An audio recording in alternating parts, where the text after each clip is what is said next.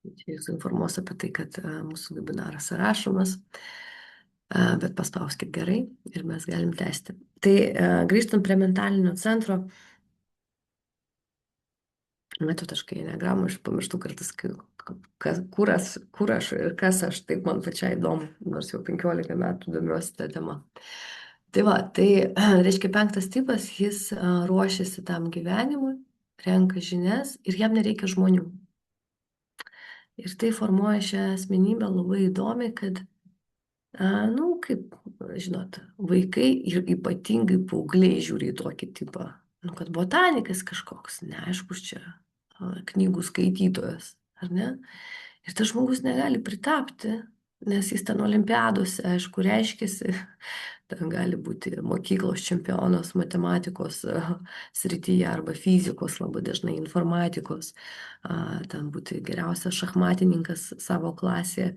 Bet kas iš to, kaip tą socialinį įgūdį mūsų laikai, kuris yra labai svarbus, ugdyti, tai labai dažnai penktukai patiria tą patyčias, labai, labai tokias aštres ir dar labiau užsidaro. Įsivaizduokit, jie ir taip turi polinkį būti introvertais ir būti užsidarę ir dar tai pastiprina visuomenės reakciją, kad, nu čia kažkoks ar neskaitytojas, su tavim čia nepasportuosi, nepabėgiosi, nes dažnai penktukai vengia kūno veiklų ir labiau linkia į proto veiklas.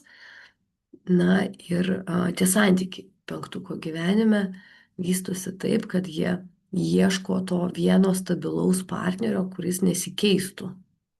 Tai vėlgi, jeigu jūs galvojate apie santykius ir galvojate, kokio žmogaus man reikia, tai 5 ir 6 tipas yra tie žmonės, kurie nori, kad tie santykiai būtų vieną kartą ir visam gyvenimui, nes jie apskritai sunkiai priima pokyčius ir jau geriau būti nekokybiškuose santykiuose, nei ieškoti kažko naujo, nes tai jiems yra labai stiprus vidinis konfliktas iš to kyla.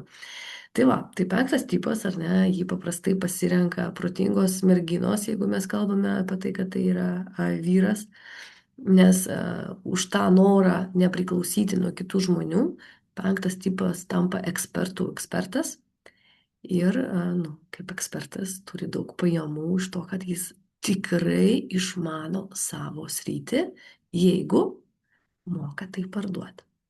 Nes dažnai, jie tokie kaip nepripažinti genijai su savo teorija, tiesa, žiniom, bet jeigu nemoka to reprezentuoti, ar nėra žmogaus, kuris tai pamatytų, tai gali ar nelikti savo laboratorijai ir turėti geriausias idėjas, bet pasaulis apie tai nesužinos.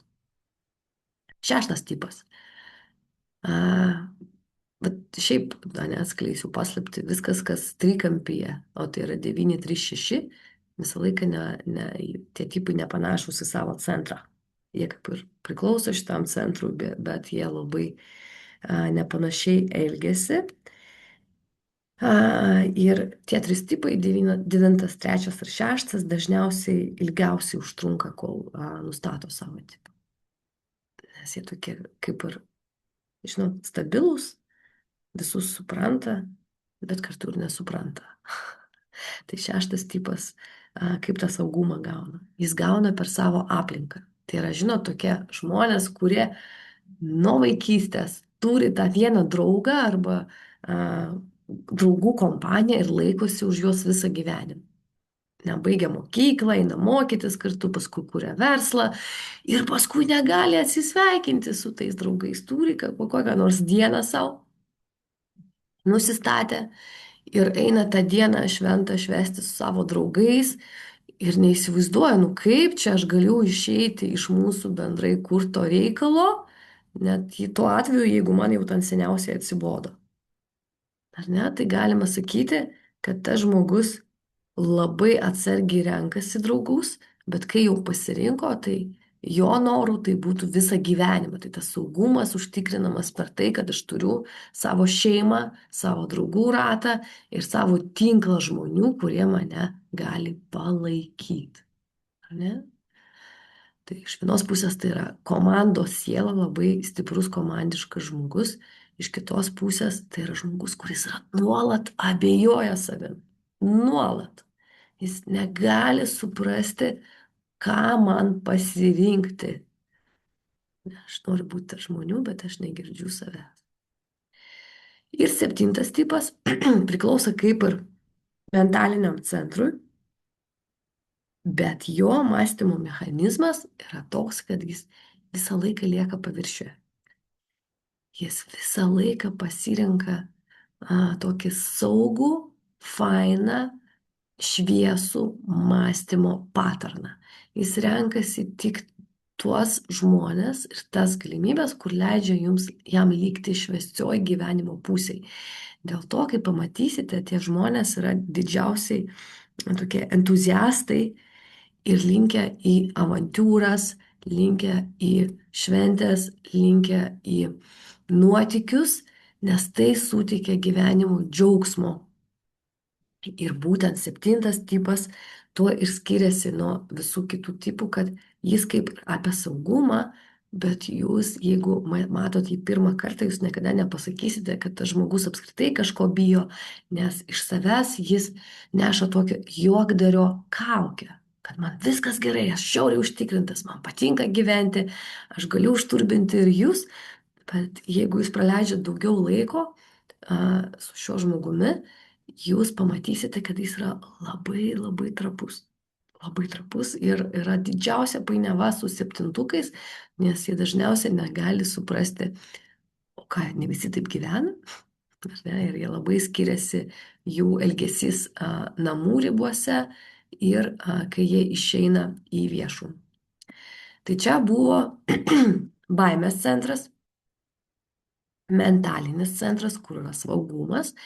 Ir mums liko 8, 9 ir 1 tipas ir jie yra apie pagarbą ir kontrolę. Tai yra centras, kuris galvoja, o jeigu žmonės darytų tai, kaip aš jiems sakau, tai jie jau būtų ir turtingi, ir laimingi, ir viskas būtų gerai. Visi 3 viršutiniai tipai yra linkę kontroliuoti ir linkę galvoti, kad aš žinau geriausiai. Aš žinau geriausiai, kaip viską organizuoti, padaryti, kaip valdyti šitą pasaulį, žinau, kieno, kur vieta. Ir neaišku, kodėl žmonės čia dar ginčiasi su manimi. Ir ryškiausias, jeigu jie negauna tos pagarbos ir kontrolės, jie jaučia bazinę emociją, kuri vadinasi piktis.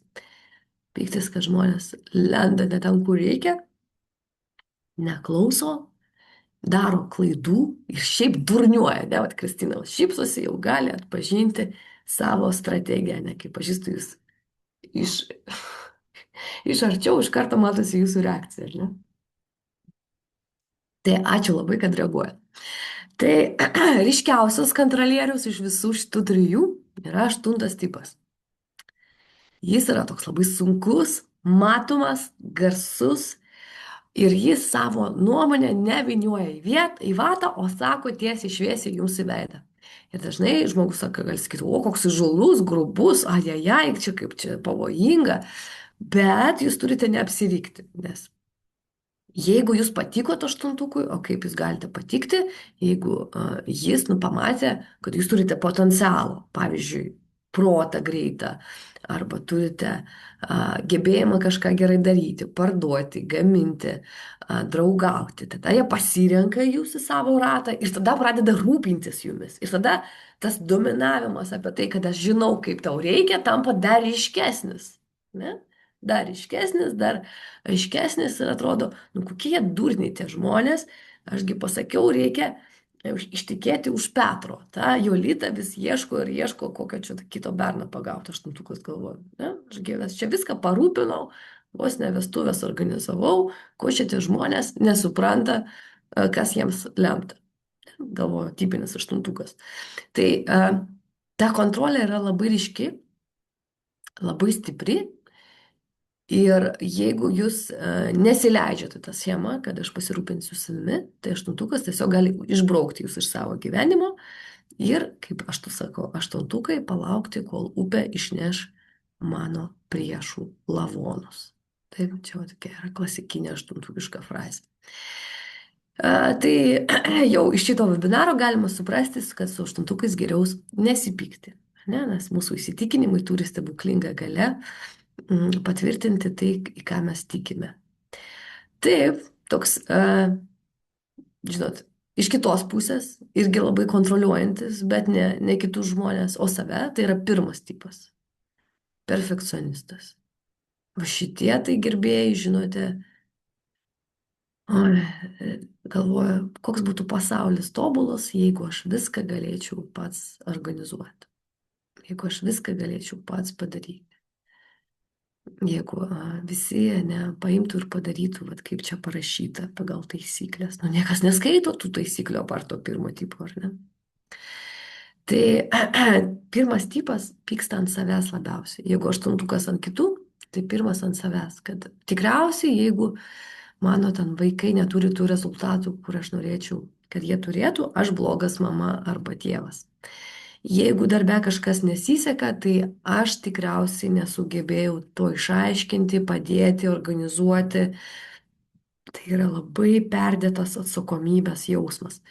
Ir dėl to tie žmonės yra hyper atsakingi, labai linkę daryti daugiau negu kiti žmonės ir labai kritiškai vertina kitų ir savo klaidas. Ne? Tai tas pyktis yra ant savęs, ant pasaulio, kad niekas nevyksta, kaip turėtų vykti.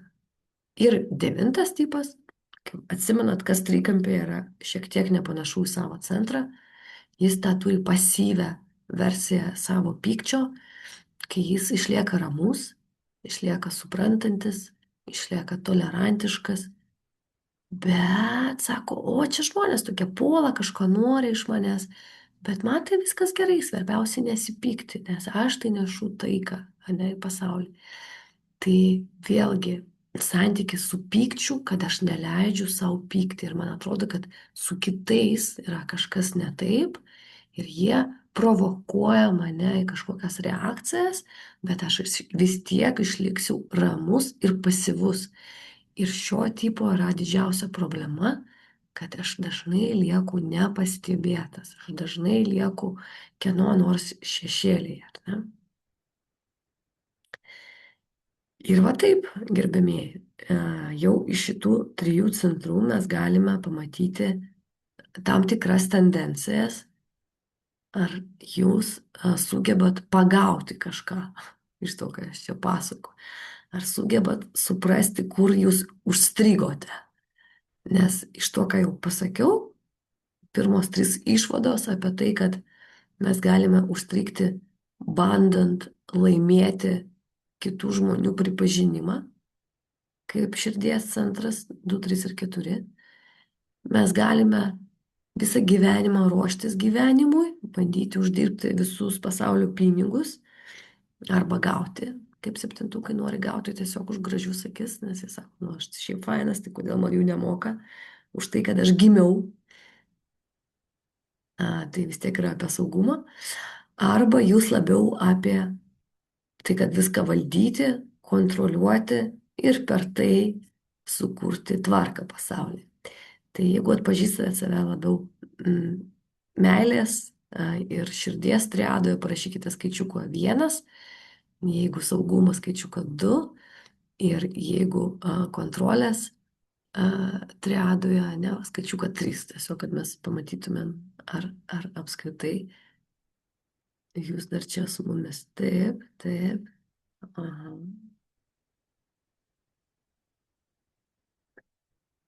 Taip. Nu įvairiai čia pas mus, ar ne?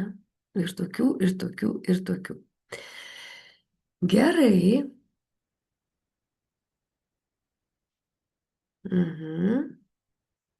Tada, jeigu neturite labai degančių klausimų, galima eiti į tos scenarius labiau. Ne? Bet prieš einant į scenarius, nes aš tai pradėsiu pasakoti ir kartais žmonėms patinka vieni tipai ir nepatinka kiti tipai, Tai toks blitz pamastymas, kada jūs galite jaustis, jeigu nelaimingai, tai bent jau komfortiškai. Tai galbūt kažkam iš jūsų būdinga, kai viskas vyksta pagal planą ir aiškę struktūrą, tada viskas gerai. Galbūt jaučiatės geriausiai, kai jaučiat, aš esu reikalingas, aš kuriu šiai komandai pridėtinę vertę, be manęs jie niekaip čia neišgyventų šioje šeimoje ar šiame darbe. Ir mano indėlis labai svarbus. Galbūt jaučiatės, kai esate geriausias, ne, tame, ką darote. Galbūt jūsų prigimtis geriausiai pradeda skambėti, kai kūrėte, kai esate sąžiningas, gilus, kai ieškote gyvenimo prasmės ir per tai pajaučiat, kad, o, gyvenimas pradeda turėti man prasme. Galbūt geriausiai galite atsipalaiduoti, kai suprantat, kad turite savo ekspertinę sritį ir galite mokytis joje ir tai padaro jūsų gyvenimą prasmingu. Galbūt svarbiausia jaustis saugiam, turėti saugų darbą, stabilius santykius ir suprasti, kur mano gyvenimas linksta, ar ne, ką aš darysiu pensijoje, iš ko aš gyvensiu, su kuo bendrausiu, kokia bus mano sveikata. Taipogi, dar vienas variantas, kad jūs klausotės iki šiol, galvojate, man visiškai nesvarbu, man svarbu, kad mano gyvenimas būtų linksmas, fainas, nuotaikingas, kad aš keliaučiau ir būtų daug fainų, ryškių įspūdžių. Ir tai suteikia man didžiausią komfortą. Ar ne? Ir tada mes galime pažiūrėti į tai, kad galbūt jūs jaučiatės gyvas, kai kūrėte verslus, darbus, dirbate daug pats, statote, dažote, remontuojate ir visus kontroliuojate šiuose procesuose ir sakot, va, čia aš esu laimingas. Arba galbūt jūs esate toks filosofas, kuris sako, aš geriausiai jaučiuosi, kai visi susitvarko be manęs, o aš ramiai galiu gerti puodelį arbatos namuose ir žiūrėti savo mėgstamiausią 550 serijų serialą. Ir tai yra mano komfortas. Tai va dabar žiūrėkite tuos apibrėžimus ir prisiminkite save ne dabar, o vaikystėje, paauglystėje ir savo tokioje jaunystėje, kas buvo tada labiausiai aišku, svarbu, ryšku, nes kuo toliau mes gyvename, tuo labiau mes mokinamės išmokti kitokių strategijų. Bet jeigu sąžiningai panagrinėsite savo istoriją, prisiminsite, koks jūs buvote mokykloje, galbūt studijų laikais, galbūt savo pirmajam darbe, pirmuose santykiuose, tai vat kas tada labiausiai galėjo atspindėti jūsų gyvenimo strategiją iš tų 9. Ir suprantu, kad dabar, šiek tiek sunku rasti tą apibrėžimą, bet vis tiek 1 arba 2 punktai turėtų būti artimesni mums negu visi kiti. Tai pagalvokite, kokie iš jų yra artimiausi ir tai bus tokia, lyg sufleris jums, kad į tą strategiją jums reikėtų atkreipti dėmesį, kai pasakosiu, į tą scenarijų galbūt vertėtų pasižiūrėti ir suprasti, kad galbūt čia apie mane. Tai jeigu norit, galite pasidalinti, ar ne, skaičiukais, įdomu, ar groja jie ar ne, ar atpažįstat save kažkurioje strategijoje. Aha, atpažįstat, ačiū Laimutė.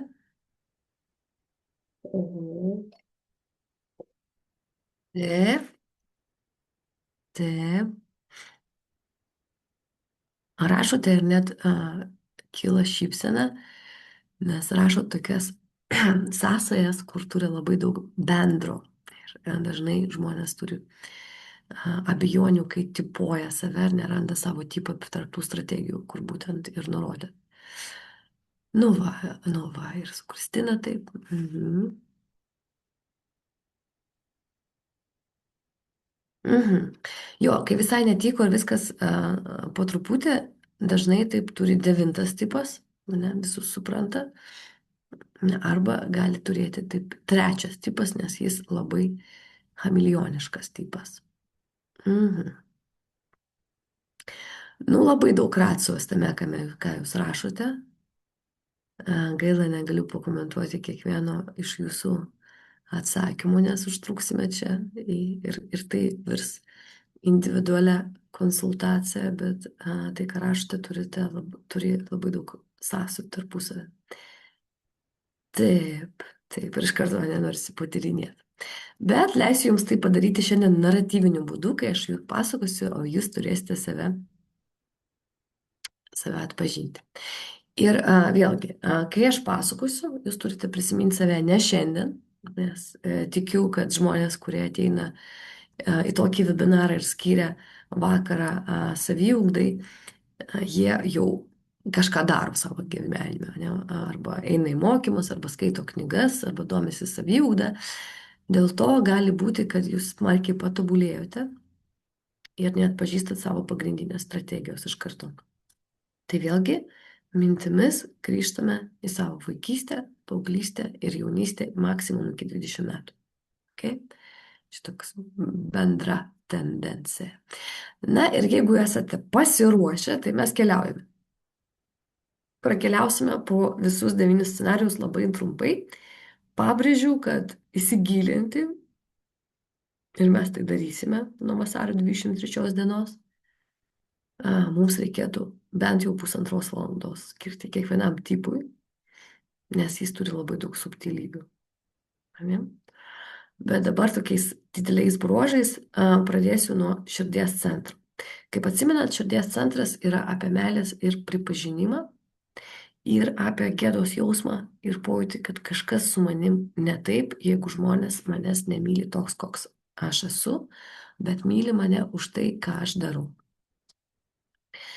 Tai antras tipas, jis vadinasi pagalbininkas, jo energija labai stipriai nukreipta į žmonės, dėl to metaforiškai galima būtų jį pavadinti meilės ir rūpesčių angelu, kuris bando rūpintis kitais, bando jiems padėti. Ir savo žaidime metaforinėme, ne, aš tai vadinu pelenės metaforą, nes ši herojė labai atspindi esmę šio tipo. Nes pagrindinės savybės to žmogaus yra empatija, prieraišumas ir gebėjimas sukurti unikalų ryšį su žmogumi. Šie žmonės mato, ko reikia kitam žmogui, net jam nesakant. Ir dėl to, kai jūs pirmą kartą pamatot ant rūko, jis sukuria labai šiltą, labai asmenišką, labai jautrų sąlytį su jumis. Ir šie žmonės labai linkę daug dirbti, bet dirbti labiau tokiose profesijose, kur reikia padėti žmogui. Tai žmonės, kurie renkasi mokytojų profesijos, gydytojų profesijos, auklių, socialinių darbuotojų, psichologų, ar ne, viskas, kas padeda žmogui labai dažnai iš prigimties, arba tai, kas suteikia lengvumo, ne, viskas, kas su administravimu, viskas, kas su asistavimu, labai būdinga antram tipui natūraliai pasirinkti. Ir kokia bėda yra su antrukais, kad jie negali sustoti padėti kitiems žmonėms. Nes atsimenat, noras, kad mane pamiltų, kad mane pamatytų per tai, koks geras aš esu. Ir dėl to antras tipas labai dažnai linkęs į pasiaukojimą. Ką tai reiškia? Atrodo, kad leitmotyvas šio tipo yra labai natūralus mūsų kultūrai. Nes šiaip iš mergaitės tikėsi geri tėvai, kad ji bus paklusni, empatiška, rūpestinga, mokės pasirūpinti savo vyrų, savo šeimą ir kad aukotis jai bus įprasta. Bet santykiai taip sukurti, kad taip neveikia. Geri santykiai negali būti į vieną pusę nukreipti. Tai didžiausia iliuzija ir didžiausias toks galbūt a, atradimas to tipo yra, kad tave myli ne tai, kaip tada tu stengiaisi, o tada, kada tu esi toks, koks esi. Ir dažnai kaina už tą supratimą būna suardyti santykiai.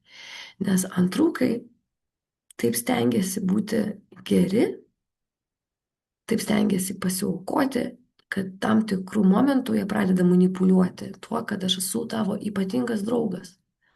Aš esu tavo ypatinga sesė, ypatinga dukra ir tik aš galiu nusipelnyti žinoti visus tavo gyvenimo istorijas, paslaptis. Tik aš turiu teisę į tą tokį ypatingą intimumą su tavimi. Ir dėl to antrukai labai pavydų širdyje, kai jūsų rate dar atsiranda kažkoks žmogus, kuris turi labai gerą santykį su jumis. Ir dažnai, kadangi antrukas nejaučia, o kas vyksta su manimi, jis pradeda sirgti. Ne? Ir ta liga lygtais įteisina reikalauti tai, kad ir kiti žmonės galėtų pasirūpinti manimi. Bet, kaip galite atpažinti, tai kūrė aukos ir persikėtojo santykius, kad kai vienas bus visą laiką vargšelis, o kitas kontroliuos, baus ir tame bus pagrindo formuotis nesveikiems santykiams, priklausomiems santykiams, kai yra labai daug netiesos tame. Ne? Taigi, iš vienos pusės labai empatiškas, šiltas, suprantantis žmogus, iš kitos pusės žmogus, kuris visiškai nesupranta savęs. Nesupranta savęs ir savo poreikių. Ir dėl tos priežasties gyvena ne savo gyvenimą. Nežinau, ar baisu jums girdėti tas, kas atpažįsta savyje antrą tipą, bet iš esmės pagrindinis terapinis darbas - tai išmokti girdėti save. Tai yra super iššūkis. Turiu eilę čia tokių antrukų, kur praėjo daug labai mokymų, bet iki šiol turi polinkį aukotis vardan kitų žmonių ir to net nepastebėti. Suprantat? Čia yra ta istorija, kai jūsų paklausiau, ką tu nori gauti gimtadienio dovanų. Jums atsako, nu nieko, kad visi susirinktų ir mes gerai praleistumėm laiką. Ir kai paklausi, dėl ko taip, nu dėl to, kad visiems tai patogu, ar ne? Bet aš to nejaučiu. Galbūt didžiausias toks sukrečiantis mane bent jau pasakojimas iš antrukų gyvenimo buvo, kai antrukas gyveno labai mažam bute, 2 kambarių bute, senos statybos, su 2 vaikais ir turėjo atvažiuoti svečių.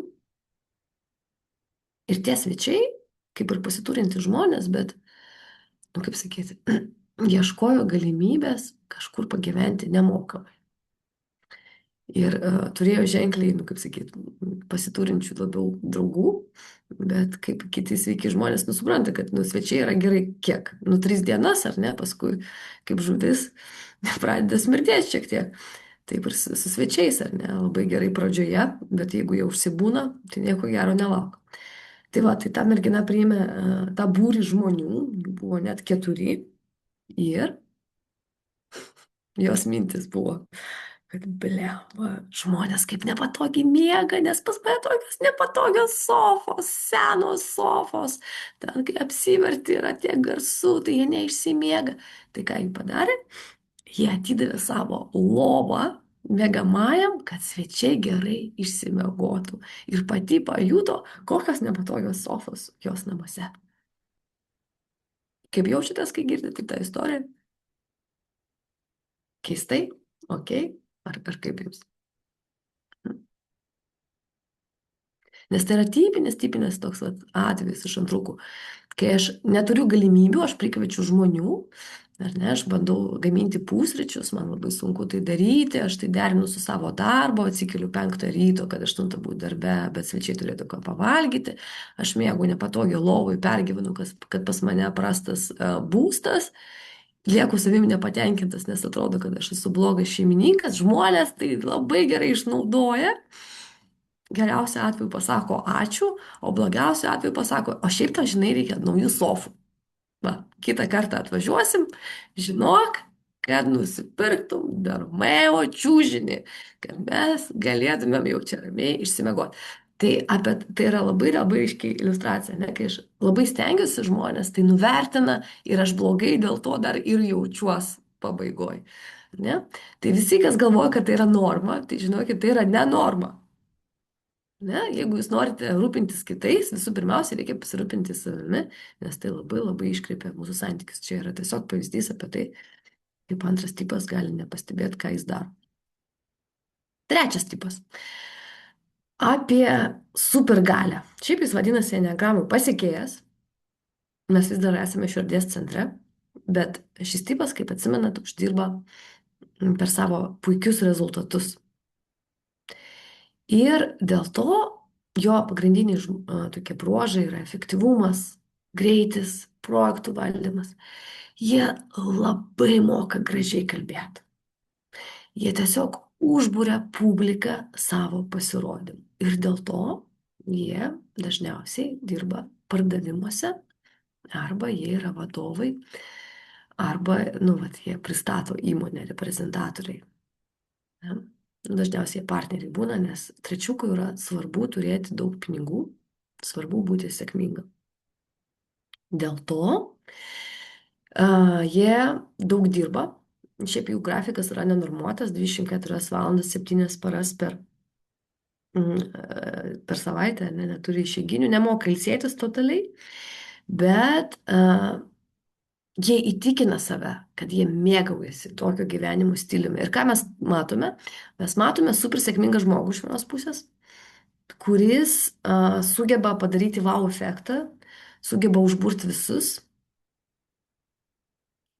Ir, sakau, mano mėgstamiausias pavyzdys iš trečiukų gyvenimų yra apie tai, kai realus žmogus pasakoja apie savo gebėjimą sakyti tostus, palinkėjimus per gimtadienius. Ir pavyzdys skambėjo maždaug taip, labai blogai, kad mes esame su jumis skirtingose patalpose, nes negalėsiu jums visą savo kūno atspindėti šito šou, bet bandysiu padaryti tai nuotoliu. Tai istorija buvo tokia. Žinote, vakar buvo mano močiutės gimtadienis. Jai buvo 92 metai. Įsivaizduot, kokią turiu močiutę. Mes šeimoje visi taip ilgai gyvenam, turim nerealiai gerą sveikatą, žinai. Turiu šią tokią papildą, žinai, va čia noriu pasiūlyti, Ieva, prašau. Tai tas papildas, žinai, labai praturtina, prailgina gyvenimą. Bet be to, žinai, tai va ta močiutė mano yra tokia linksma, tokia, žinai, va, dar tokio aiškaus proto surinko visas draugės ir ėjom ne bet kur, ėjom į geriausią Vilniaus čia, va, restoraną, žinai, restorančikas įdėjau balkonį, tokios bobutės išeina. Ir aš su šampanu atvarau ir sakau, brangioji močiutė, tu esi nepakartojamas žmogus. Labai gaila, kad aš taip ir negaliu suprasti, kokia nuostabi tu esi, nes aš visą laiką dirbu, bet aš tau noriu papasakoti, kokia yra puikiai galimybė būti sėkminga. Aš tau noriu papasakoti ir palinkėti, močiutė, likti tokia sėkminga, nes tik iš tavęs galėjo gimti mano mama ir būti tokia tavo anūkė, tokia puikiai, graži, o niekas nežino, kiek man metų. Visi stebisi, kaip aš čia sugebėjau pagimdyti 5 vaikus ir dirbti kaip arklys ir uždirbti daugiau ne už savo vyrą. Ir žinai, tik aš atskridau iš Maldyvų. Kokie buvo Maldyvai, eik tu savo. O čia nuotraukytas mano yra, va. Žinai, ten Steve'as Jobsas buvo, tai nuotrauką padarė. Toks vyras, eik tu, nebūčiau užtikėjusi. Tai nuvažiuočiau su juo, tikrai pakvietė mane pas save į namus. Žinai, čia su Traksparsparniu paskrido. Tai va, močiutė, mes grįžtam prie tavo atostogų. Tai va, moteris, jūs tokios nuostabios, jums tiek daug metų, jūs gyvybės pilnos, jūs mokate džiaugtis gyvenimu. Ir dėl to mes galim pasisemti tą jūsų energiją ir padaryti, jūs esate gyvas įrodymas, kad tie papildai, kuriuos aš parduodu, jie veikia, nes jūs dar gyvos, matot. Čia taip ilgai gyvenate ir taip gerai jaučiatės. Ir aš visada sakau, kad jeigu esate mano komandoje, tai būsite super žvaigždė. Jums niekada nereikės galvoti, ar čia batus nusipirkti, ar jums čia užsipilti mašiną. Nes aš nešu tiesiog sėkmę visur ir visame. Ir visa mano komanda yra super komanda. Ir tu, močiutė, būk visada tokia super linksma ir žinok, kad sugebėjai palikti geriausią palikimą. Tai yra savo dukrą, bet dar geresnį savo anūkę. Ir gali didžiuotis manim ir numirti ir žinoti, kad gyvenimas buvo nugyventas ne veltui, nes palikai pasauliu mane. Tai žinokit, tą tostą klausėsi visos draugės aštuonios ir gyrė mane. Ir vat atėjau jums pirmadienio rytą praskaidrinti tą žinutę, kad esate su manimi, gyvensite ne tik ilgai, bet ir turtingai. Taigi, jeigu dar nesate mano komandoje, tai prisijunkite. Ir žinokite, ar ne, kad jūsų laukia puikia ateitis. Ir jeigu atėjote į šitą vietą ir jūsų treneris yra Enneagramos trečiukas, nu tai reiškia, esate geriausiose mokymuose, geriausioje vietoje, geriausio pasaulio. Tiesiog, ar ne, susiklosti visos žvaigždės, kad būtumėt čia ir dabar ir būtumėt toks laimingas ir sėkmingas. Na, ir tai yra tipinė trečiuko kalba. Dėl to jie pakankamai lengvai atpažįstami. Nors, ne, jeigu esate tričiukas ir dabar klausotės manęs, gal sakote, kad čia iššaipusi Julija iš mūsų. Aš šiek tiek šaržuoju, bet čia yra realus pavyzdys, ar ne? Apie tai, kad geriausias palikimas esu aš, ar ne, ir tu nugyvenai gyvenimą ne veltui. Tai tikrai trečiukams tai yra būdinga. Ir šiaip žmonės juos atpažįsta iš jų taip vadinamos arogancijos, nes jie sugeba priversti jaustis kitus, kad jie dar nieko nepasiekė, nes jie ten kaip pradeda vardinti skaičiais. Beje, jeigu ne, ten pavydo jausmas pradeda jūs glūšinti prie trečiukų, visą laiką padalinkite iš 3. Ne? Nes trečiukai ne tai, kad jie meluoja, bet jie tiesiog jums pasakoja apie savo tikslus. Tai jeigu sako, kad uždirbo 9 000, tai realus rezultatas šį mėnesį 3 000. Ne? Tiesiog pagražina, nes tai tikslas buvo toks, ne? Toks buvo tikslas ir jie labai tiki į tą tikslą ir dėl to padaro tą rezultatą. Tai kokia problema yra, ne kokia terapija yra su šito žmogumi? Įsivaizduokit, kad gyvenate kaukėje visą laiką. Kad pasirenkat vyrą arba žmoną, kad galėtumėte išeiti su to žmogumi į viešumą. Jums nebūtų gėda, ne, tai čia bus geriausias jau arba moteriškas arba vyriškas pavydalas, kad dirbate, kad turėti savo asmeninę vertę, kad viskas yra padaryta išoriai, kad negalite išnešti šiukšlių be makijažo, kai viskas yra dėl žmonių, yra apie žmonės, yra apie sėkmę, jūs prarandate svarbiausią, ne, ir tai yra trečiuko tokia problema savo identitetą, jie nesupranta, kas jie yra, nes jie gali būti ir tokie, ir visokie, ir be to linksmumo gaunasi taip, kad jie praranda save. Va tokia liūdna naujiena ir dažnai trečiukai dėl to vengia ateiti į Enneagramos mokymus, nes geriau daryti babkes, ar ne? Jis trečiukas, nes jis galvoja, taip, kam man tas paieškos savęs, jeigu ir taip man gerai. Nu, o mes keliaujam toliau. Vis dar esame širdies centre ir liečiamės individualisto. Jeigu atsimenat, šis žmogus sugeba gauti meilės ir pripažinimo per pojūtį, kad aš ne visai toks, kokie yra kiti žmonės. Ir tai yra baltos varnos pojūtis. Negerai, neblogai. Bet ką tai duoda? Tai duoda labai užaštrantas reakcijas, labai didelį jautrumą, labai didelę koncentraciją į tai, kas yra blogai santykiuose, kaip į mane kažkas blogai, kreivai pasižiūrėjo. Ir dėl to, jeigu su to nieko nedaryt, tai žmogus gali gyventi savo tokiam scenariui, kai aš esu, dramos karalienė. Vat visiems viskas gerai, tvarkojo, o pas mane visą laiką per vieną vietą. Ir jie pasakoja tas istorijas. Ir dažnai su tokiais įsitikinimais jie pritraukia kažkokių dramatiškų istorijų, ar ne? Nu, pavyzdžiui, jie gali anksti išeiti iš gyvenimo.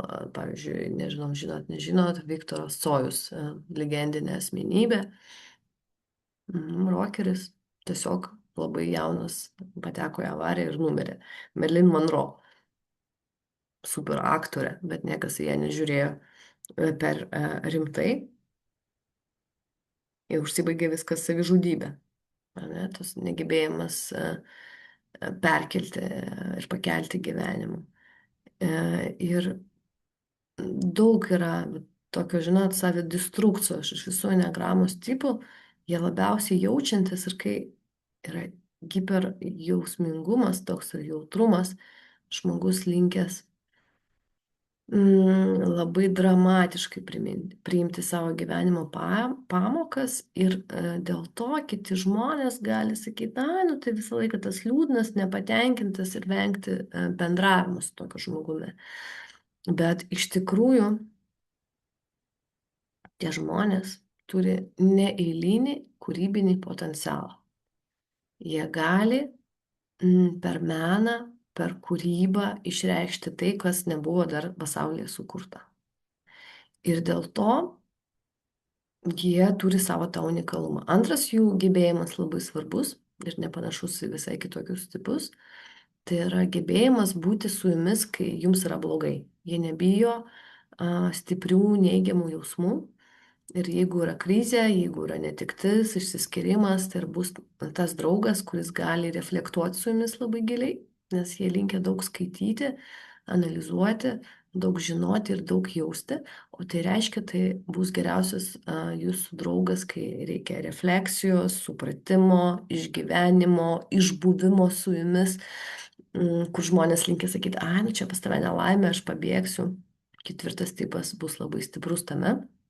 Dėl to natūraliai jie domisi psichoterapija, geštalto terapija, coachingu, tą pačią enegramą, linkę pažinti save, ar ne, pasaulį, patyrinėti, tai psichologiniai ir va, tarp asmeniniai santykiai jų yra labai gilus ir įdomus ir plus jie moka dažnai tai gražiai pateikti rašytinę formą. Tai labai rekomenduojama ketvirtukams irgi lavinti tą gebėjimą rašyti, bet ne į stalčių, kaip jie daro paprastai, ar ne, o surasti savo erdvę, kur galima būtų tai daryti viešai.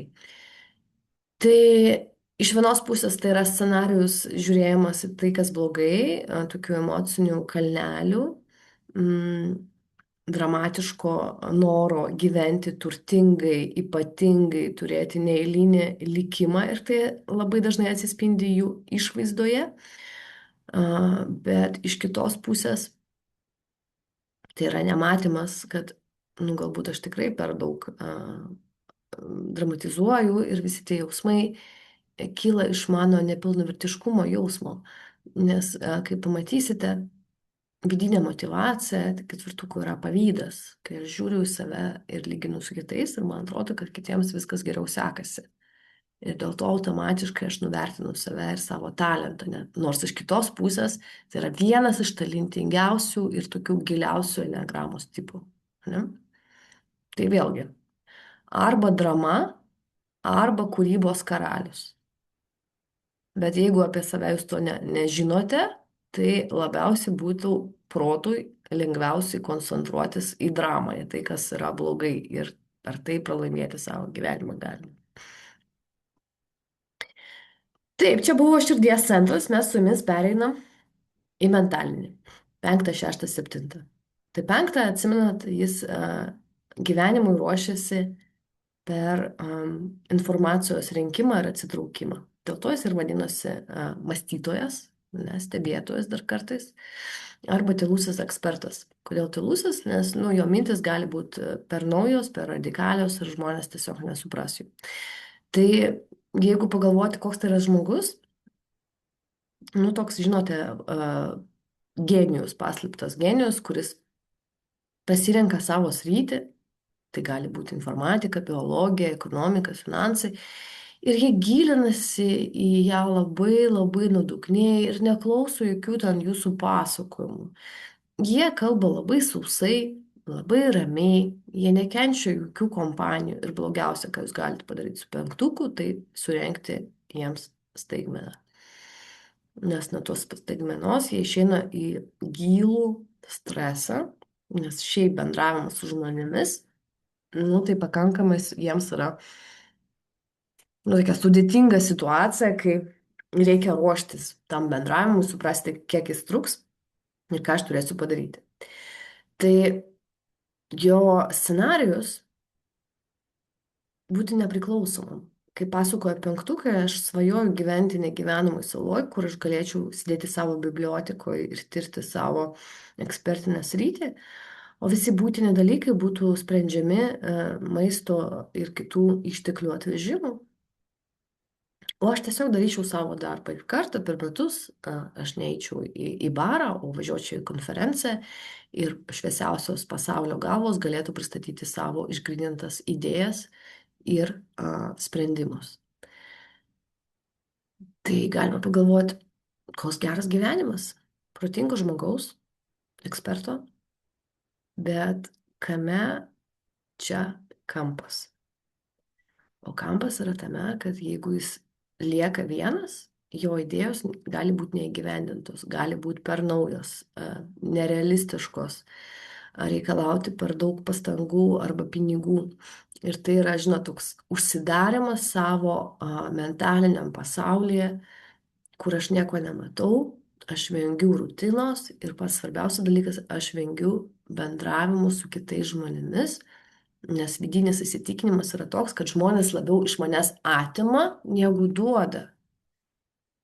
Ir tas sausumas, tas rūstumas, tas nenoras gilintis į žmonės labai dažnai duoda tokį nesupratimą kitų žmonių, jie nesupranta šito tipo ir galvoja, kad jis labai toks, nu, tiesiog trintukas, ką čia su juo veikti. O iš tikrųjų, jo kompetencijos gali būti išvystytos į lyderystę, į vedimą, į buvimą sraute, ar ne, ir tokį ekspertiškumą.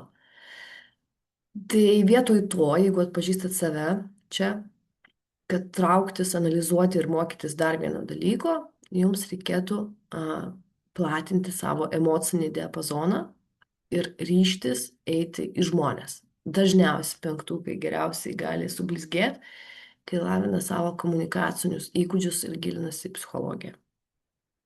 Nes tai duoda raktą, kaip bendrauti su žmonėmis, vis tik pasiruošti tam gyvenimui, bet eiti į tai, kur baisu ir per tai lavinti savo paslėptus talentus.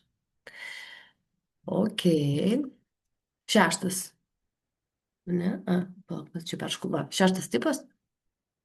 Enneagramoje jis vadinasi realistas arba lojalistas, bet galima pasakyti, kad tai yra ištikimiausias draugas. Aš jau minėjau, kad šeštas tipas sukuria saugumą per savo networkingą sukūrimą, per savo komandos šeimos turėjimą. Ir dėl to tai yra patikimi, atsakingi, su gero humoro jausmų žmonės, kurie dažnai turi tiesiog tokią užsiciklinimo paterną. Žinot, va, tai aš kartais sakau, jeigu kompanijoje yra žmogus, kuris non-stop kalba, žinot, kaip radijas fone, mes važiuojam, čia kalnas, o už kalno dar vienas kalnas, užvažiuojam į galinę, o čia kaip įdomi šitoje šalyje degalai perpus mažesni, o kaip čia pas mus blogai Lietuvoje gyventi, labai viskas brangiai. Ir vad jis nuolat komentuoja, tai 90% jis bus šešto tipo, nes jie turi tą mentalinį tokį kalbėjimą, kai vat jie ką mato, tą ir sako. Per tai jie žiūri, kaip žmonės reaguoja į juos ir renka į savo būrį, ne, kas bus mano toks bičiulis, o kas dar ne. Tai iš esmės tai yra tokie pakankamai šilti žmonės, kurie, jeigu priėmė jūs į savo ratelį kaip aštuntukai, tai jie jau bandys su jumis draugauti, išlaikyti tą ryšį, kurti autentiškas tradicijas ir šiaip jie užkomandinę dvasią, nes komandoje yra lengviau negu viena. Kas būdinga šiaip tam žmogui, kokių problemų jis patiria, tai, kad jam labai sunku apsispręsti dėl visko gyvenime. Ne tik ten apie esminius dalykus, bet kokius rūbus rinktis, ką pirkti parduotuvėje, o kodėl šita prekė kainuoja du kart daugiau, jeigu turi tą pačią sudėtį kaip ir analogiška. Ne? Per tą didelį analizavimą galima sakyti, kad tas žmogus turi tokį vidinį komitetą.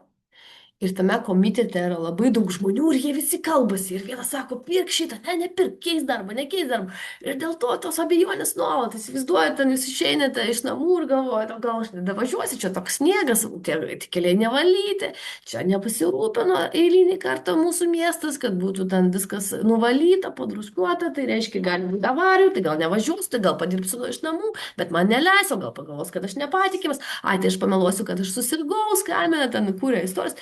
Žodžiu, va toks minčių srautas nuolat. Ir aš girdžiu visas savo tas abejonės ir niekaip negaliu suprasti, o ko man iš tikrųjų reikia. Ir dėl tos priežasties tie žmonės gali tapti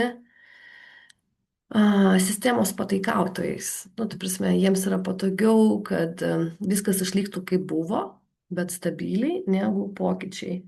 Ir jie gali ignoruoti tokias tikras galimybės, tikrus savo jausmus, nes iš visų enegramos tipų, nu, jiems baimė yra labiausiai būdinga, nes jie yra ir baimės centre, ir jų vidinė motyvacija, jeigu gilinsitės į šitą tipą, irgi yra baimė. Tai tokia dviguba baimė.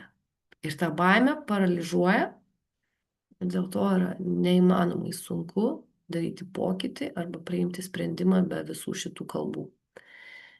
Ir jeigu atpažįstate save šiame tipe, tai terapija būtų apie tai, kaip pradėti daryti sprendimus. Girdėti save ir daryti sprendimus savarankiškai, nes tai yra labai didelė tema šeštam tipui. Ir jis faktiškai tik su ją gali visą savo gyvenimo kelią ir dirbti, nes jis yra nuostabus, kai yra taisyklės ir komandos toks buvimas, bet visiškai spontaniškai jam sunku elgtis, ar ne? Vis dar mentaliniam centre, bet pereinam prie 7 tipo, čia visai kitas vaibas. Šie žmonės vadinasi entuziastai. Ir čia yra viskas apie malonumą. Galima dar sakyti, kad tai yra sėkmės vaikas, ar ne sėkmės karalius, nes tie žmonės nors ir yra baimės centre, bet ta emocija jiems yra kaip ir nebūdinga, jie vengia kontakto su savo baime ir pasirenka viskas, kas yra greitai, gražu, nuostabu. Jie kalba gyvai, jie moka užburti savo perspektyvom. Kaip ir 3 tipas, 7 tipas kalba ne apie pasiekimus savo, bet apie galimybės, ar ne? Apie tai, kaip mes galime potencialiai praleisti laiką, apie tai, kaip galima būtų fainai sukurti naują idėją, naują verslą. Tai yra žmonės, kurie sugeba visus užkurti, bet jiems dažnai neužtenka jėgos užbaigti tai, kas buvo pradėta. Ir čia tokia vidinė motivacija visur pabūti, viską paragauti, išbandyti visus santykius ir niekur nesustoti, visą laiką būti toj rožiniai fazėje, kai tu tik dar įsimylėjimo stadijoje esi. Ir dėl to 7-tukai pastebi tokią tendenciją, kad yra super gera pradinė stadija, bet sunkiai valdosi procesai. Pavyzdžiui, teko matyti marketinginę įmonę, kur dirbo 2 7-tukai ir jie turėjo labai daug kontraktų, labai daug, kas patikėdavo jų idėjomis, ateidavo filmuoti arba fotografuoti savo produktus, bet buvo nepatenkinti to, kad tie vaikinai niekaip negali užbaigti, nes jie pririnko visą ofisą tokių entuziastų ir nebuvo kam dirbti. Visi generavo puikias idėjas, žadėjo klientui super rezultatą, bet nebuvo kam pabaigti. Ir kas gavosi, tai, kad yra toks pažadukų, ane, fonas, kai aš ten žadu tau auksinius kulnus, bet kai man tampa sunku, nepatogu, sudėtinga, aš pabėgu, ar ne? Ir dėl to septintas tipas yra labai keliantis žavesio pradžioje ir labai dažnai kažkaip siejasi žmonėms su nusivylimu. Nes jie moka gražiai kalbėti, jie moka pataikyti tai, kas jums yra įdomu, jie moka patikti, labai charizmatiški, bet viduje tai jaučiasi kaip nuolatinis bėgimas. Vat, kiek tenka giliai dirbti su septintukais, tai jie bėga nuo savo jausmų. Kaip čia daugiau patirti, kaip čia, žinot, išragauti visus saldumynus, kad tik nesusidurti su savo nemaloniais jausmais.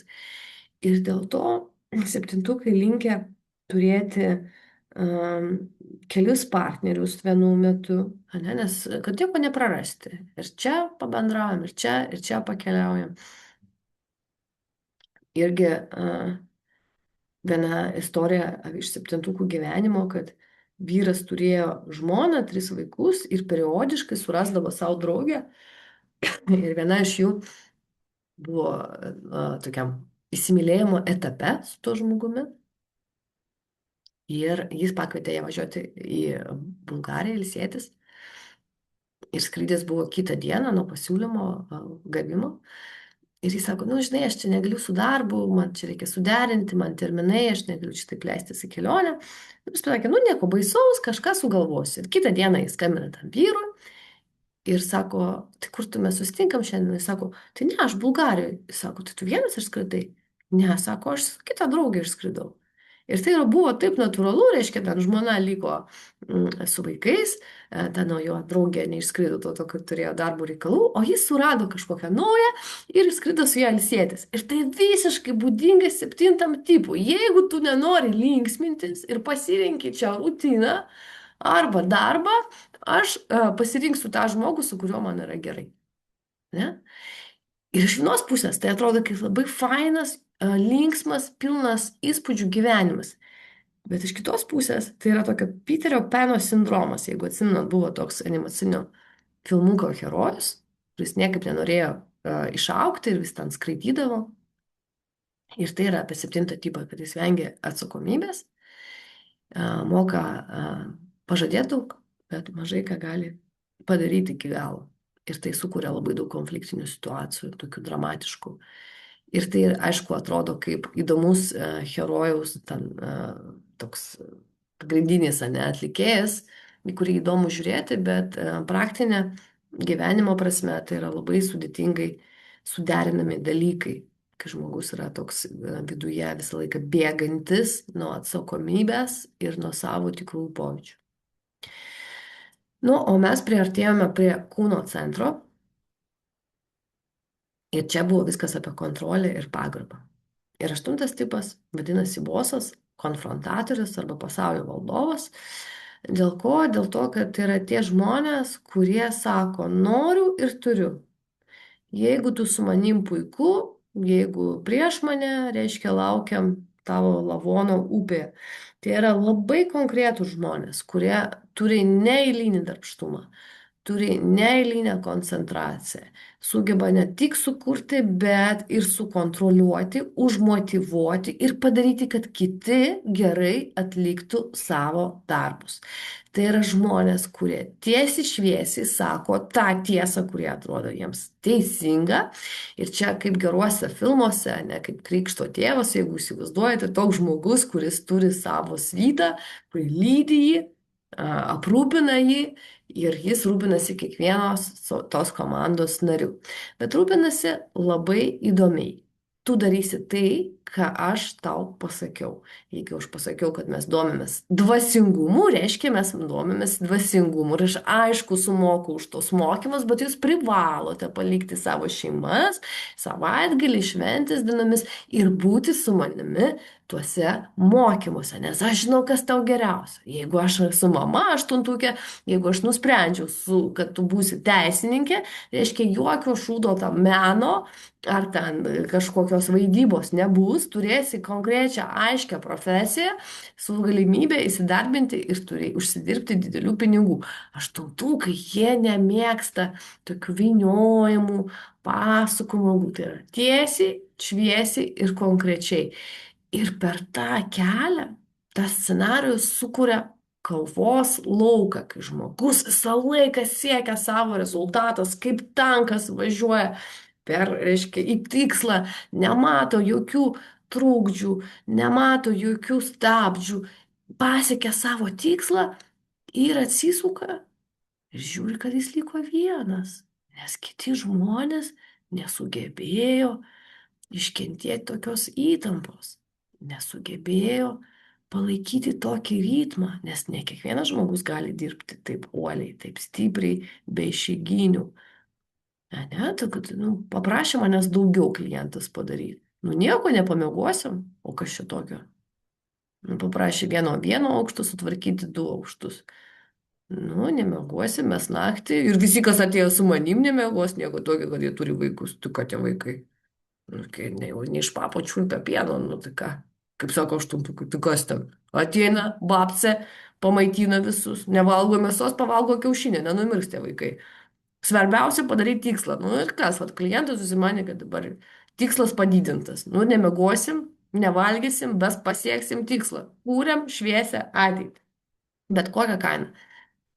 Ir gerai, kai gerai. Bet dažnai tie žmonės supranta, kad tas dominavimas į kur atveda. Ypatingai sunku moteriams aštuntukėms, nes santykiai tampa labai su klaustuku. Tai kas stipresnis tose santykiuose turi būti? Ar ta moteris, kuri nori viską kontroliuoti ir laikyti už geros vietos savo vyrą? Tai koks tas vyras tada turėtų būti? Bet iš kitos pusės jis nori galingo vyro, bet jeigu jūs turite sieną, tai kam dar jums viena siena? Jeigu jūs pati esate kaip ola, tai apie kokius santykius ir darną mes kalbame tada. Ir kalbėjimas yra tada apie tai, kad aštuntukai neparodo savo jautrumo, kuris žinoma egzistuoja, tik apie jį niekas nežino. Arba žino artimiausias ratas, į kurį priimami tam tikri asmenys, tam tikrais atvejais ir neduok Dieve tiems asmenims išduoti jūs. Tai bus vienintelį kartą, ne? Ir paskui mes vėlgi turim tą scenarijų, kad numesti nuo uolos, kaip senoviniai Spartoj, ir jeigu užplaukia žmogus, tai valio, o jeigu ne, tai paskendo, tai ir va toks ir silpnas ir buvo, tai kam jo čia reikėjo. Tai apibendrinant apie aštuntukus. Arba mes turime kovą, žmogų, kuris negali nusiraminti ir jis kaip padešachas nori dar. Ir tame žaidime jis gali likti vienas, nes žmonės yra netokie stiprus kaip aštuntukai kiti. Ne? Arba jis eina į tyrinėjimą savo jautrumo, savo pažeidžiamumo. Į tai, kad nebūtinai reikia kovoti, kad pasiekti tų pačių rezultatų. Kad nebūtinai reikia per savo kailį viską padaryti, bet yra tam tikri kiti elementai bendravimo, darbų organizavimo ir žinoma, kas sunkiausia aštuntukui, poilsio. Nes jiems atrodo, kad ilsėtis jiems nereikia. Tai va, arba kovotojas, kuris lieka vienas, arba išminčius, kuris moka visą tai suderinti. O mes keliaujame į 9 tipą, kuris vadinasi taikdarys, kuris nesusiliečia su tiesioginė agresija ir pykčiu, bet turi tašką, kai agresija tampa pasyvios labiau formos. Ir galima sakyti, kad tai yra ramiausias, švelniausias, filosofiškiausias tipas visoje enneagramoje. Kartais 9 vadina enneagramos karūna, nes jie kaip apie viską ir visus supranta. Ir 9 tipas, jis turi tokį polinkį ignoruoti savo poreikius, vardant to, kad nesuteikti galimybės konfliktui vystytis. Didžiausia baimė devintam tipui būti konflikte, nesutikti, pykti su kažkuo. Dėl to jis sako, tai ką jūs čia visi tipai bėgiojate? Atsipalaiduokime, išgerkime arbatos, suvalgykim gero kasnio pirago, pažiūrėkime gerą filmą, nueikime į koncertą, bet geriau namuose pažiūrėkime jį, nes devintukai nelinkia išeiti. Ar ne? Ir viskas bus gerai. Svarbiausia, kad mes visi draugautumėm, sutartumėm ir viskas būtų gerai. Tai devintas tipas jau nuo pat vaikystės yra išminčių išminčius. Jis viską supranta, bet jo pozicija dažnai būna stebėtojo, kuris viską supranta, bet nieko nedaro. Jis moka sutaikyti. Labai dažnai žmona ir vyras skiriasi, o devintas yra tipas tas draugas, kuris klauso iš pradžių žmonos istorijos, paskui vyro istorijos ir kiekvieną palaiko ir nepasako apie tai. Ne dėl to, kad jis toks geras draugas, o dėl to, kad jis tiesiog pamiršo, jis su jumis, kol jūs pasakojate tą istoriją, bet istorija pasibaigė. Ir devintas tipas išėjo į savo vidinį pasaulį. Kaip šeštas tipas turėjo savo vidinį komitetą, tai devintas tipas taipogi turi vidinį sanatorijų, ne, tokį vidinį poilsio kambarį. Ir kai man neįdomu, kai čia žmonės kažką diskutuoja, aš tiesiog pabėgu į savo mintis, aš prisimenu, kokia skani buvo mano vakarienė, aš galvoju, o kaip tai toj knygoj pasibaigs istorija, bet aš nesu čia ir dabar. Ir per tai devintukai dažnai randa save tokioje pozicijoje, kaip, žinot, sofos vairuotojas. Kai aš žiūriu į visus, viską suprantu, visus sutaikau, bet aš gyvenime nedalyvauju, pinigų neuždirbu, sėdžiu kam nors ant sprando, kokiam geram aštuntukui, nes aš tik jį galiu suvirškinti su savo prieimimu. Ar ne? Ir nieko nedarau. Esu visiškam pasivume, priaugu kokiu lišnų kilogramų, negaliu numesti jų. Ne, ir žmonės sako, "O kaip taip gali būti, kad tu niekada nepyksti, visą laiką ramus, kaip tau pavyksta tai padaryti?" Tai va, jam nepavyksta tai padaryti, bet jis ignoruoja savo sąlytį su pykčiu. Nes jeigu jis pyks, bus konfliktas, o tai yra baisiausias dalykas, kurį gali patirti devintas tipas.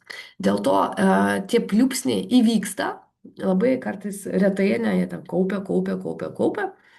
Paskui gali apsirengti, išeiti pasivaikščioti aplink namus ir grįžti pas jūs. Bet jeigu dažnai bandot piknaudžiauti devintukais, jie gali tiesiog vieną dieną surinkti ir išeiti iš šeimos arba iš kompanijos ir niekada negrįžti. Nes tai yra labai morališkai stiprus žmonės, ar ne? Jiems viskas svarbu, kad būtų teisinga, kaip kūno centro atstovui.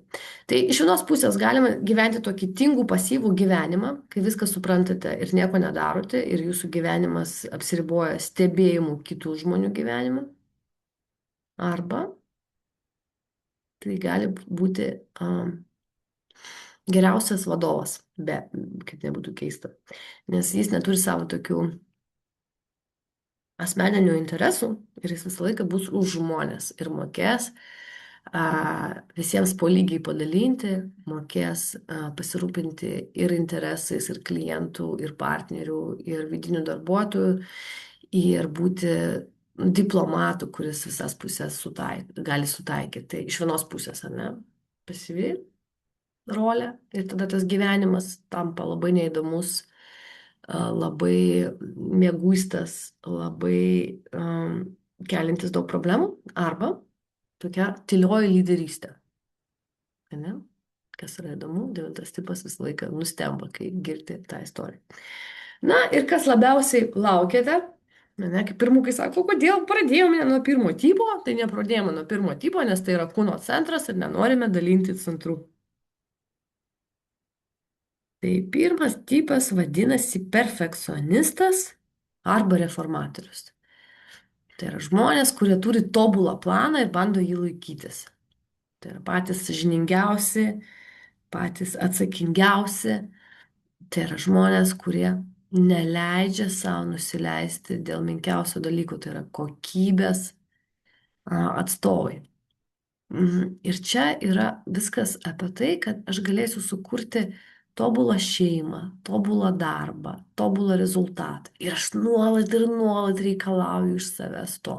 Tai yra žmonės, kurie negali ramiai nusėdėti, jeigu ten knyga stovi ne toj vietoje arba neišplautas liko vienas puodelis po kavos gerimo. Tai yra žmonės, kurie sugeba visur išvelgti struktūrą ir ją priderinti visame kame.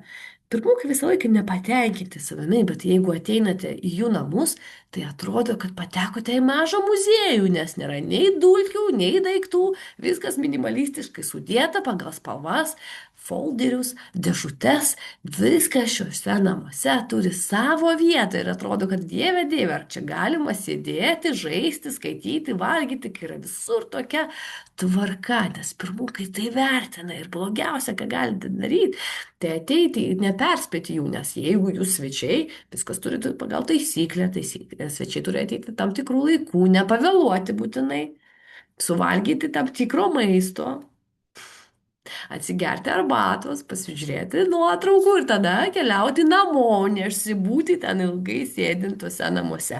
Pirmūkai moka sukurti visur tvarką, kur jie yra. Ir nors jie patys apie save taip niekada nesako, bet iš tikrųjų jie turi tą talentą. Jie labai moka derinti spalvas, gražiai atrodyti, save puikiai pristatyti, pasiekti geriausių rezultatų, bet kartais turi perlenkto tokio administracinio požiūrio į viską. Pavyzdžiui, gali sakyti, taip, gerbimieji, jūs visi turite aukštą išsilavinimą. Šiame tekste liko 3 klaidos. Aš jums duodu pusvalandį, kad jūs surastumėt tas klaidas ir atstatytumėt savo reputaciją. Linkiu sėkmės. Pirmukai kalba ypatingai, daro ypatingai, bet už viso to stovi tiesiog labai stiprus, labai rūstus vidinis kritikas. Pirmukas vietoj to, kad linksmintis vaikystėje, gali tobulinti savo rašybą arba skaityti visą literatūros sąrašą, kur yra užduotas kaip namų užklasinė veikla. Ir pirmuko problema, kad jie neleidžia savo turėti laimės, linksmintis, ilsėtis, kad jie per griežtai vertina visus savo rezultatus ir nesupranta, kad niekada nebus gana, kad tobulumas yra geras dalykas, bet vienas iš tų gerų dalykų, kad jis yra nepasiekiamas. Nes filosofai sako, kad tobulas žmogus yra tas žmogus, kuris yra negyvas.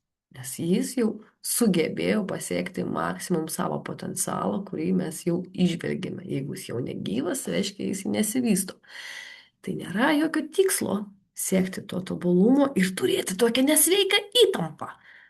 Nes aišku, jeigu jūs esate pirmuko dukra arba sūnus, jūs puikiausiai žinot, kad jūsų veidas yra kaip geriausio mokinio klasė ir jūs negalite gauti blogų pažymių. Jūs žinot, kad jūs turite elgtis padoriai, jūs žinot, kad jūs turite valgyti būtinai su peiliu ir šukute ir jokie kiti būdai yra neprieinami. Ir per visą tai pirmukai praranda laisvę, jie praranda gyvą savastį su gyvenimu. Jie per griežtai vertina, per daug nori iš savęs ir savo artimųjų. Ir ta kontrolė gali nužudyti bet kokią santykį ir procesą, kad iš vienos pusės yra labai stipri ir padeda siekti geriausių rezultatų, bet iš kitos pusės ji neleidžia likti niekam gyvam šiame pasaulyje. Ir ji nuolat verčia būti įtampoje, kad aš vėl nepakankamai geras, nors jie ateina puikiai apsirengę, pirmiausiai išeina paskutinėje, nepalieka darbo vietą, bet visą tai sukuria labai didelį nuovargį ir atima gyvenimo džiaugsmą. Tai ką norit paklausti kol kas? Čia daug aš šnekėjau. Ar atpažįstat save kažkur? Kristina atpažino, bet čia labai lengvas atvejis. Kaip kiti? Ko norit paklausti? Ar matot skirtumas?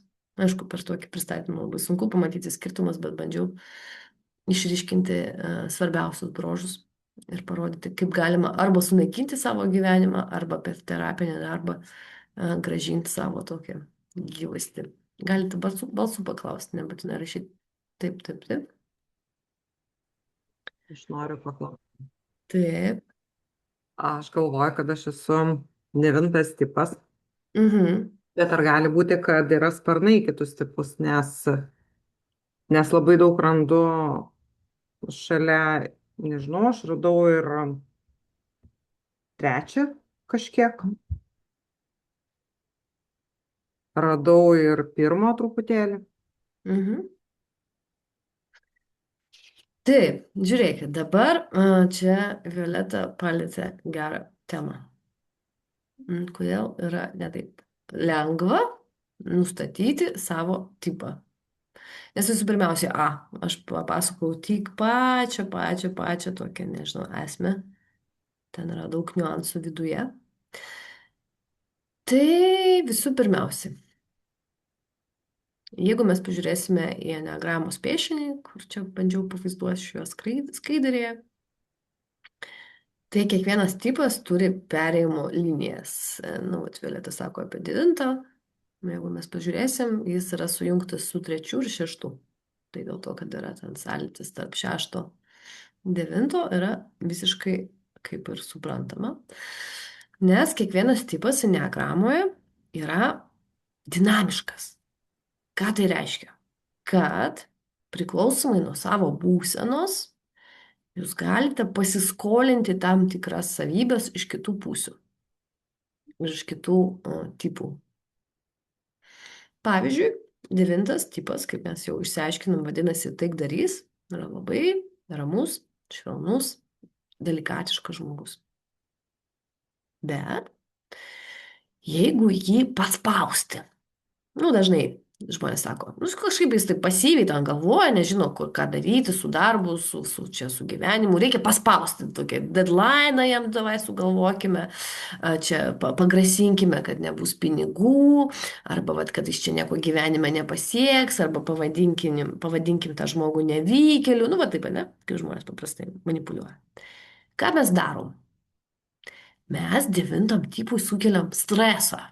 Nes 9 tipui stresas yra, kai nuo jo atima ramybę, už kurio jis labai laikosi, nes tai yra pagrindinis poreikis šio tipo. Ir jis tada keliauja į 6 tipą, matot, kur rodo strėlytė į apačią, ten tipas krenta ir tai rodo, kad tai yra stresas. Ir kai jis krenta į tą 6 tipą, jis perima iš 6 tipo jo blogiausią savybę. O tai yra abejonės. Tai, ką mes turim suprasti. Jeigu mes norim motyvuoti 9 tipą, jokių būdų negalima spausti, jo negalima gąsdinti, jam negalima grasinti, nuvertinti, manipuliuoti ir daryti viską, ką mes paprastai darom su kitais tipais. Nes tai 9 tipui sukelia gilų psichologinį stresą ir jis kaip 6 tipas sako, nu viskas, aš jau visai nežinau, ko aš noriu, tai tikriausiai aš nieko nebenoriu, tai aš einu geriau filmuką dar pažiūrėsiu, 53 ir pagyvensiu su to žmogumi, padirbsiu tą darbą, kuris man nepatinka, nes aš nežinau, ką man daryti. Aš negirdžiu savęs. Ir dėl to aš geriau pamiegosiu, pagersiu arbatos, pavaikščiosiu po gamtą, viską darysiu, tik nedarysiu tai, ko man reikia. Ir gerai, kai Violeta yra tokia jau išmintinga moteris, ne? O jeigu tai yra paauglys, kurį jūs spaudžiate pasirinkti profesiją, nu, bet pas jūs toks vaikas, kuris nei labai ten į sportą linkęs, nei į mokslus, jis nieko nežino, tik samprotauja, visus ten gali sutaikyti. Ir sako, nu tai ką tu studijuosi, vaikė, ar tu būsi čia ekonomistas, ar į teisę eisi? Jis sako, tai aš nei tos teisės, nei tavo ekonomikos nenoriu, ko tu čia nori, aš iš vis niekur neįsiu, sėdėsiu namuose. Ir tėvai, o tėvai paprastai, ne, kaip jūsų vaikai 9, tėvai būna tokie kokie nors tipai, kaip 3, 8, 1, kur daug kontrolės, daug tikslų siekimo. Ir jis sako, nu blema, nu kaip ne mūsų vaikas, kas čia su juo atsitiko, ko jis nežino, ko jis nori būti. Nu ta prasme, jau 11-uokas turi žinoti, kur jis nori stoti. Tai dėmesio, nes su visais tipais mes galime naudoti tokias tradicinės strategijas. 9 vienas iš jų. Bet Devintukas į savo komfortą išeina, kai jis pereina į trečią strategiją. O trečią strategiją, jeigu atsimena, tai yra apie tikslų siekimą. Ir kai tipas pereina į savo resursinę strategiją, jis perima geriausias to tipo savybės. Tai reiškia, jis pradeda susijungti su savo tikraisiais norais, efektyvumu ir galimybę padaryti daug procesų per trumpą laiką. Ir dažnai, kaip tai atrodo devintukiškam gyvenime. Kad reiškia, gyveno tokia tyluma, neaišku, čia jis ten klaidžio, nežinau. Bet atėjo valanda X ir tas žmogus labai staigiai ir pabaigė mokslus, ir rado darbą, ir ištekėjo ir vedė, pagimdė vaikus ir viską, ir paskui vėl tokia. Ramybė. Aš vėl nežinau, čia viskas kaip ir gerai, nu, gal ir negerai, bet kaip viskas čia nesupranta, mes vėl plaukiam pasroviui, nu, mes upė mūsų niekada nenuneš į blogą vietą. Ir jūs klausotės dabar mano aprašymų ir jūs galvojate, tai aš nesuprantu, aš 9, 6 ar 3. O viskas priklauso nuo to, kaip jūs reflektuojate ir ar gebate atpažinti, kokiom būsenai jūs gyvenate. Nes dažnai, kai žmonės ateina į diagramos mokymus, jie dažniausiai, ne visada, bet labai dažnai, atpažįsta savo streso būseną, nes daug iš mūsų gyvena ne resurse. Nes taip įprasta. Mūsų tėvai mums perdavė, kad Dievas kentėjo, į tu vaikelį pakentiek. Kam tam svarbu, kas tau patinka, nepatinka, ne? Kas svarbu? Pinigus uždirbti, stabilumą kurti, čia kokia nesąmonė, čia mokymus eini, čia ugdyti. Pinigų reikia uždirbti. Ką tavo tie mokymai? Ir tada jūs nežinote, kas jūs esate. Jūs turite tvirtą tėvų palikimą, viskas tvarkoja, mes jų nekaltinam. Tėvai perdavė mums išminti, kad būna visokių laikų ir kad reikia turėti finansinį stabilumą. Bet jeigu tas finansinis stabilumas kainuoja visą jūsų psichologinę sveikatą, nu, tiek žinių. Ne tokia radikalią mintį pasakysiu. Kuo mes skiriamės tada nuo moterų, kur parduoda savo kūną? Jie irgi turi pinigų. Tam tikra paslauga. Koks skirtumas, koks jos pobūdis. Tai nežinau, ar sutiksit su manęs ar ne, ar su manim ar ne, bet atsakant į Violetos klausimus, tai vienas dalykas - streso komforto būsena, sparnai, tai yra tie tipai, kurie stovi šalia, gali jūsų takoti ir jeigu atpažinot šalia esančiuose tipuose savo strategijas, tai gali būti sparnas. Ir dar vienas dalykas - išsivystimo lygiai. Enneagrama nėra plokštuma. Enneagrama yra, kaip matote, tokia 3D sistema. Ir kiekvienas tipas turi dar 9 savo išsivystymo lygius. Kuo daugiau jūs esate strese, tuo daugiau jūs linkę kristi į apačią. Kuo daugiau jūs esate resurse, tuo daugiau jūs augate. Paprastai žmonės gyvena vidutinėse lygiuose ir mes juos aprašom ir analizuojam, kai studijuojam enneagramos praktiko kursą. Bet norite, jeigu daugiau iš savęs ir savo potencialo, reikia nagrinėti save tikrą, o ne tokį, kurį jūs pristatomit žmonėms ir mes tai vadiname savo vizitinę kortelę, nes su vizitinė kortelė jūs, gerbėmėjai, toli nenuvažiuosit. Ne? Jūs, aišku, galite parduoti save labai gerai darbdaviui, bet jeigu jūs dirbate ten, kur jums visiškai nesuteikia prasmės, tai ko jūs skiriatės nuo moterų prekiaujančių savo kūnų? Taip, ne? Nemalonus klausimas, šiandien pabūsiu šiek tiek nemaloni, nors turėčiau stengtis jums patikti, bet ne. Tai pabūsiu tiesmukiška. Pakalbėsim apie gyvenimo prasmę. Ne? Jeigu jūs norite turėti vertybės ne tik piniguose, tai reikia suprasti, kad reikia atrasti save tikrą. Čia klausia Rasa, kur ir kada galima mokytis, tai papasakosiu, bet dar norėjau pasakyti, kad dar enneagramoje analizuojama jūsų istorija. Ir istoriškai jūs galite būti labiau orientuoti į save, savo savisaugą, į kitus žmonės, kai pavieniai galima rūpintis kitų žmonių interesais, arba į grupę. Ir enneagramoje tai vadinasi instinktai. Įsivaizduokite, kad instinktai yra suformuojami priklausomai nuo jūsų asmeninės istorijos. ne, o tai kaip jūs išgyvenate savo vaikystę, kokie patyrimai buvo, ką jūs užfiksavote įsitikinimų lygmenyje, tai labai veiks jūsų gyvenimo strategijas. Bet, ne, matot, kiek daug sluoksnių. Tipas, perėjimai, sparnai, paskui mes turime išsivystymo lygius, instinktus ir visa tai, ne, sukuria tokį atskirą sluoksnį apie kiekvieną tipą. Tai 9 tipai tai yra tokia tik viršutinis žinojimas, bet ir jis labai daug mums leidžia suprasti apie žmogų, kaip jeigu mes jį samdom į darbą, jeigu dirbam su juo, jeigu komandą norim sudaryti, kaip subendrauti su juo, tų žinių užtenka, bet kalbant apie save, mums be abejo reikia gilesnio pažinimo. Tai va, tai čia vat, toks įdomus aspektas, tai gaunasi, kad enneagrama be viso to praktinio supratimo, ar ne, leidžia mums suprasti, kad mūsų motyvacija vidinė, kurią aprašo enneagramo, sukuria mums tam tikrą asmenybinį mechanizmą, kuris įkalina mus.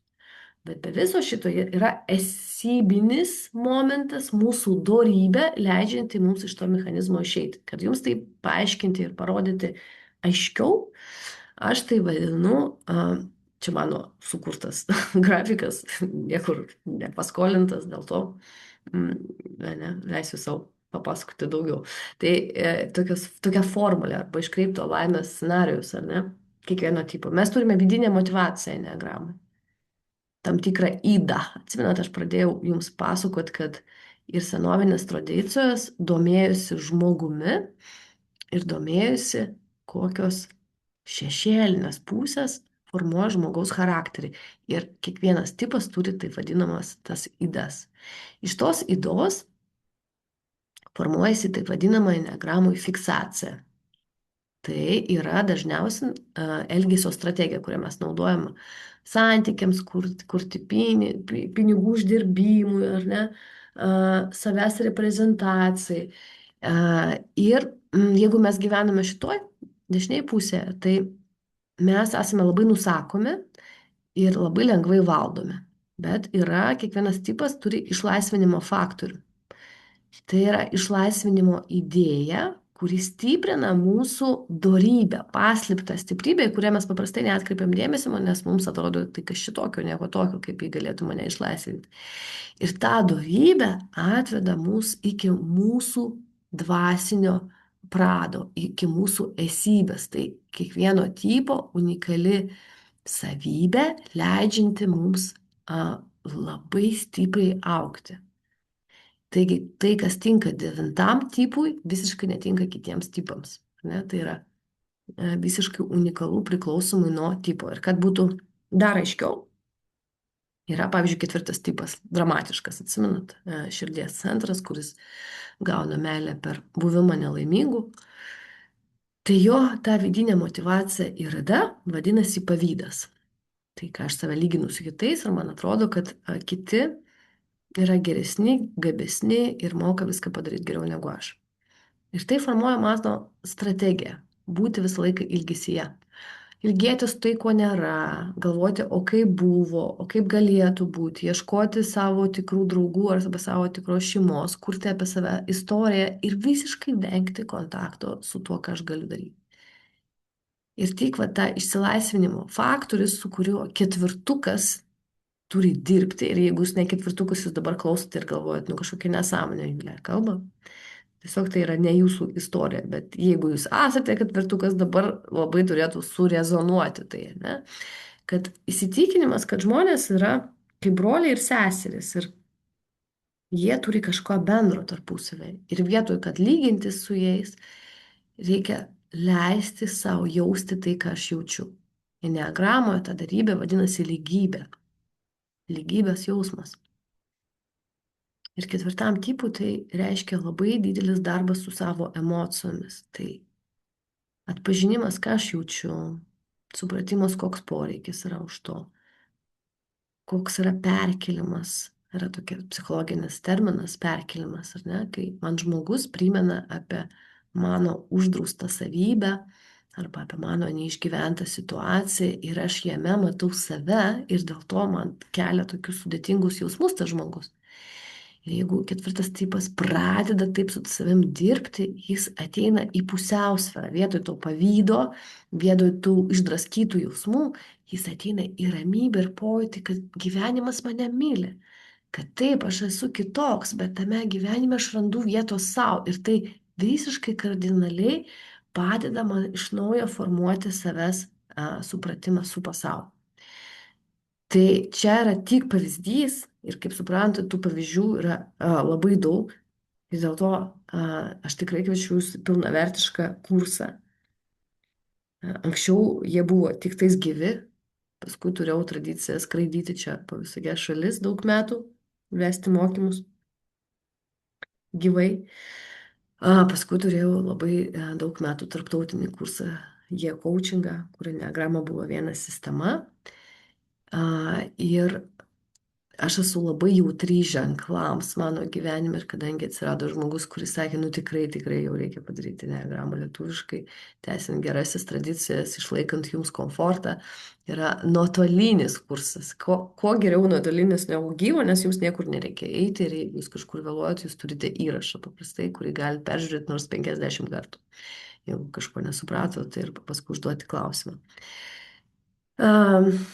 Tai tas kursas prasidės vasario 23, vyks kiekvieną pirmadienį po 2,5 valandos ir tie mūsų susitikimai, jie bus visi praktiniai, nes tarp susitikimų aš įrašysiu tą teorinę medžiagą, kurią galėsit klausytis važiuodami į darbą, valydami dantis. Aš kaip sakau, kai mes pradedam nuotolinį kursą Enneagramos, kad dabar su manim praleisit laiko net lovoje. Nes visi sako, o Julija, aš tave žiūriu ir ryte, ir dieną, ir vakare, nes kad, taip, nuodugniai papasakoti apie kiekvieną tipą reikia 1,5–2 valandų, ką aš darau video, ne, labai, labai taip atsakingai, o jūs žiūrite ir nėra tokios įtampos, nes dabar jūs jau mane klausotės jau 2 valandas ir galbūt jaučiatės pavargę nuo tiek daug informacijos pertekliaus. O kai neturite tą galimybę klausytis jau įrašytų dalykų, tai vyksta labiau natūraliai ir man atrodo tas būdas mokymasi labiau pasiteisinęs yra. Tai vat, yra puikiai ta galimybė, ar ne, tą padaryti. Tai ką, ne, kodėl verta tai daryti, nes ne, pažinsit labai save. Kaip jau sakiau, pamatysit, koks yra jūsų toks vidinė motyvacija, kurios nesuvokėt, suprasit, kaip jūs automatiškai reaguojat į tam tikras situacijas, pamatysite savo stiprybės, silpnybės, rinksime, tokį darysim žemėlapį iš jūsų grįžtamo ryšio ir visa tai leis galbūt pirmą kartą gyvenime pamatyti save tikrą. Ne tokį, kokie tėvai mane išauklė, ne tokį, koks aš galbūt noriu būti tą idealusis aš, bet toks, koks aš esu ir savo stiprią ir savo silpną pusę. Labai daug mokymo dalyvių pasakoja, kad labai pagerėja santykiai po mokymų, nes žmonės priima savo artimuosius, nustoja norėti iš jų to, kas neįmanoma. Net keista būtų iš 5 norėti, kad jis būtų atviras, linksmas ir pasakotų jums visas istorijas, nes tai yra tiesiog ne jo prigimtis, ar ne? Ir kol jūs ten kažko tikitės, galvojat, kad čia su jumis jis taip elgesi, o čia šiaip jo gyvenimo būdas. Ir jūs pradedate suprasti ir gerbti. Ir tai labai pakeičia santykių kokybę. Taip pat mes kalbėsime apie tai, kaip skirtingi tipai manipuliuoja, kas yra visiškai normalu, nes tai yra nesąmoningas dalykas. Ir kalbėsime, o kaip vis tik žmogui duoti tai, ko jis nori, bet nesileisti tas manipulacijas, kaip su tom ribom būti sveikom, kaip kurti sveikus santykius, kaip tai daryti su tėvais savo, ne, kuriuos turim gerbti, su vaikais, kurie yra dar maži, su bendramžiais, su kolegomis, su partneriu. Tai tas aspektas labai, labai būna pagerintas ir žmonės pastebi, kad santykiai keičiasi po Enneagramos. Pinigai, ne, mėgstamiausia tema po sekso ar meilės yra pinigai. Tai yra net parašyta ir išnagrinėta iš finansinės pusės, kaip skirtingi tipai uždirba tos pinigus. Ir mes turėsime Enneagramos praktiko kurse temą apie harmoningus trikampius ir ten labai aiškiai matosi ta tendencija, kodėl vieni tipai nori tų tikslų, nori tų pinigų, jaučia, kad jie lengvai gaus ir tikrai juos gauna, o kiti tipai turi arba užtarnauti, arba iš viso atsitraukia, bet vis tiek įdomiai tikslai ateina į jų gyvenimą. Tai mes nagrinėsime tas psichologinės, pasąmoningas strategijas ir jūs žinodami tai apie save galėsite tai pritaikyti. Pavyzdžiui, antrukai visada sako, tai ką man tie pinigai, nu nieko, man svarbiausia komanda, ar ne? Bet tai yra nesąmonė, gerbimieji antrukai. Jeigu jūs einate į darbą, tas darbas turi būti apmokamas ir pageidautina gerai apmokamas mūsų laikais. Tai jeigu tai yra jūsų silpna sritis, mes ieškosime, kaip sukompensuoti jūsų tą savybę ir kalbėti apie pinigus tvirtai ir užtikrintai. Ir be abejo, Eneagramos kursas prisideda labai stipriai prie dvasinio augimo, nes jūs galite kilti tais dvasiniais lygiais, suprantate, kaip daryti, kokios praktikos tam yra, kaip čia grįžinėti čia ir dabar būsime, kaip išeiti iš automatinių strategijų. Tas labai labai praktiškai pritaikoma. Taigi, ar ne, taip ir bus, kad jeigu kalbėjote apie programą, išnagrinėsime visus 9 tipus, išnagrinėsime visas jų zonas kaip stresas, komfortas, motyvacija, fiksacija, esybė, dorybė. Mes pakalbėsime, kaip tipai santykiauja, kaip uždirba pinigus, apie tai, kaip, ne, ką su tuo daryti. Turėsime tokią fainą praktinę veiklą, kur galėsite pamatyti vienas kitą veikloje. Ir pabaigsime kursą su tuo, kad turėsime vystymosi kelią, ką su tuo daryti. Tai iš esmės viskas ir vyks Zoom'u kaip dabar, tik šiandien kalbu aš, o kai bus mūsų gyvi susitikimai, tai bus toks principas, kad kalbame visi pagal tam tikrą užduotį, bus labai daug bendro įsijungimo. Kaip sakiau, pasirinkta diena yra pirmadienis, nu, tokia gera pradžia savaitės užsiturbinti ir dirbsime iki pat balandžio, ten faktiškai Velykų, aš žiūrėjau su datai išeina, kad po Velykų turėsime tie, kurie iš jūsų nori testą ir išlaikant testą gaunat Eneagramos praktikos sertifikatą, kodėl jis yra svarbus tiems iš jūsų, kurie coachingė, psichoterapijoje, dramos terapijoje, meno terapijoje. Nu, tai yra valandos, kurios yra užskaitomos ir jūs galite paskui tęsti meistrų kursą ir rinkti tas valandas ateityje tapti Eneagramos treneriu, jeigu tai ta idėja jums atsiliepia ir atsišaukia ir norite tame būti. Žodžiu, tai dar vienas įrankis pažinti save ir padėti kitiems pažinti iš skirtingų perspektyvų. Apie investicijas. Paprastai yra 3 galimybės. Vienas dalykas, kai niekur nedalyvauju, tiesiog žiūrit įrašus, sakyčiau, tai toks pasyvus būdas kaip knygos skaitimas, jis kartais yra. Tai jis yra minimalus, optimalus, kai gaunate įrašus ir dalyvaujat visose praktiniuose veiklose. Tai yra labai geras būdas, nes tada mes tipuosime jūs, dalyvausite interviu, nagrinėsime jūsų koležus, dalyvausite visuose žaidimuose ir VIP paketas, kai gaunate dar coachingo sesijų, nes be abejo, kai nagrinėjate tokias temas, tai kyla vidiniai konfliktai ir tas papildomas 3 sesijas gaunate už gerą kainą. Bet paprastai prieš mokymo paleidimą turim optimalesnę tą kaino variaciją, tai dabar, jeigu einate optimalų programą, ne tą, kur, sakyčiau, yra ir kaina, ir santykis geras, tai 300 eurų tai kainuoja ir tai tikrai gera investicija, galima mokėti dalimis, kadangi mokymai vyks 2 mėnesiai, tai galima per pusės pasidalinti, galima į 3 mokėjimus užskaidyti šią sumą, tai gaunasi tikrai neskausmingas investicinis toks paketas ir pirmieji 3 iš jūsų, kurie dar šiandien užsiregistruos, dar gaus papildomą nulaidėlę, ne, kaip be to po 10% į kiekvieną, ką pasirinktumėt kaip būdą mokytis, bet čia yra tik 3 žmonės ir tas dalykas veikia iki rytojus dienos pabaigos, iki sausio 22. Jeigu norėtumėt patyrinėti daugiau, nes pasiruošę mokymams, mes turime žaidimą mano autorinį, kurį aš karts nuo karto vedu skirtingose Lietuvos miestuose, tai Kaune turime planą šį sekmadienį susitikti, sausio 25. Jeigu norite išdirbti kažkokią savo užklausą labai stipriai, tai Eneagrama padeda ir galite pažiūrėti, kaip tie metodai veikia.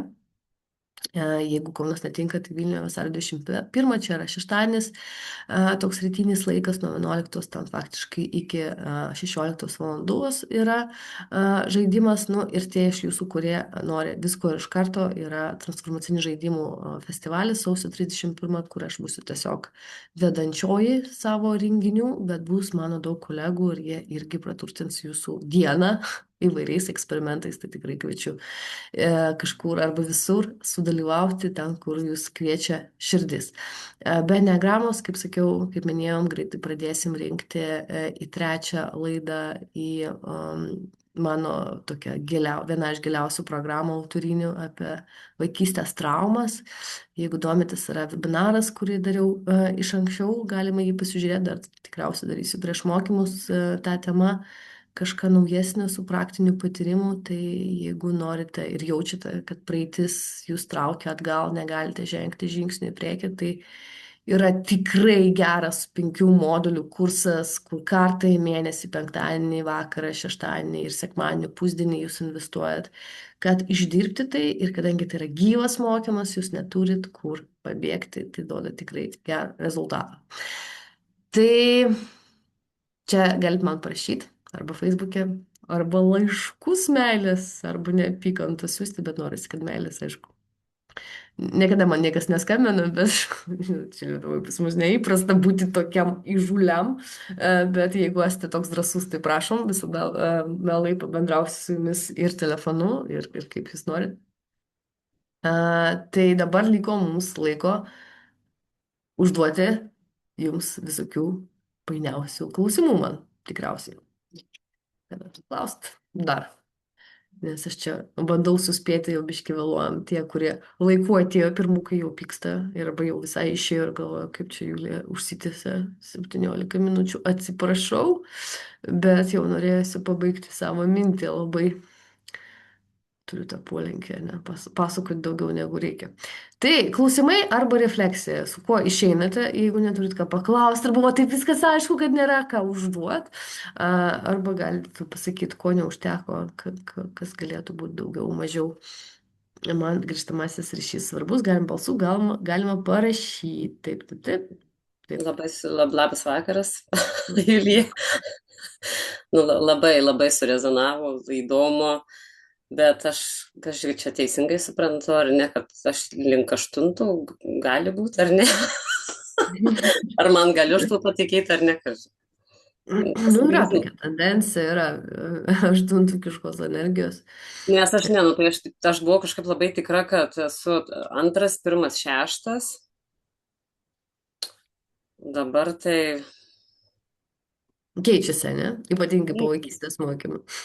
Keičiasi, labai stipriai keičiasi ir aš paskui galvoju, gal dėl to, vat, ir tas konfliktas yra pas mane toks didelis susidaro tarp tų 2 ir 8 net, va, toksai, nes ir atrodo, noriu, kaip sakyti, daryti, bet tai pasidaryk ir pats, ką tu čia man, žinai, vat, toks, tai net va dabar irgi šiom dienom čia turiu tokių situacijų ir labai vat stebėjau save, kad konfliktas vidinis yra pas mane dėl. Žiūrėkit, 2 ir 8 yra vienoj linijoje. Tai parodysiu jums, nes jūs tai atmintinai nežinot, kaip eneagrama atrodo. Galvoju, palaukit. Pratau, kaip su savim kalbėti su visais, tai palaukit. Žodžiu, tai yra ta pati giesmelė šiaip. Nes vat, 2 ir 8 jie yra vienoj linijoje.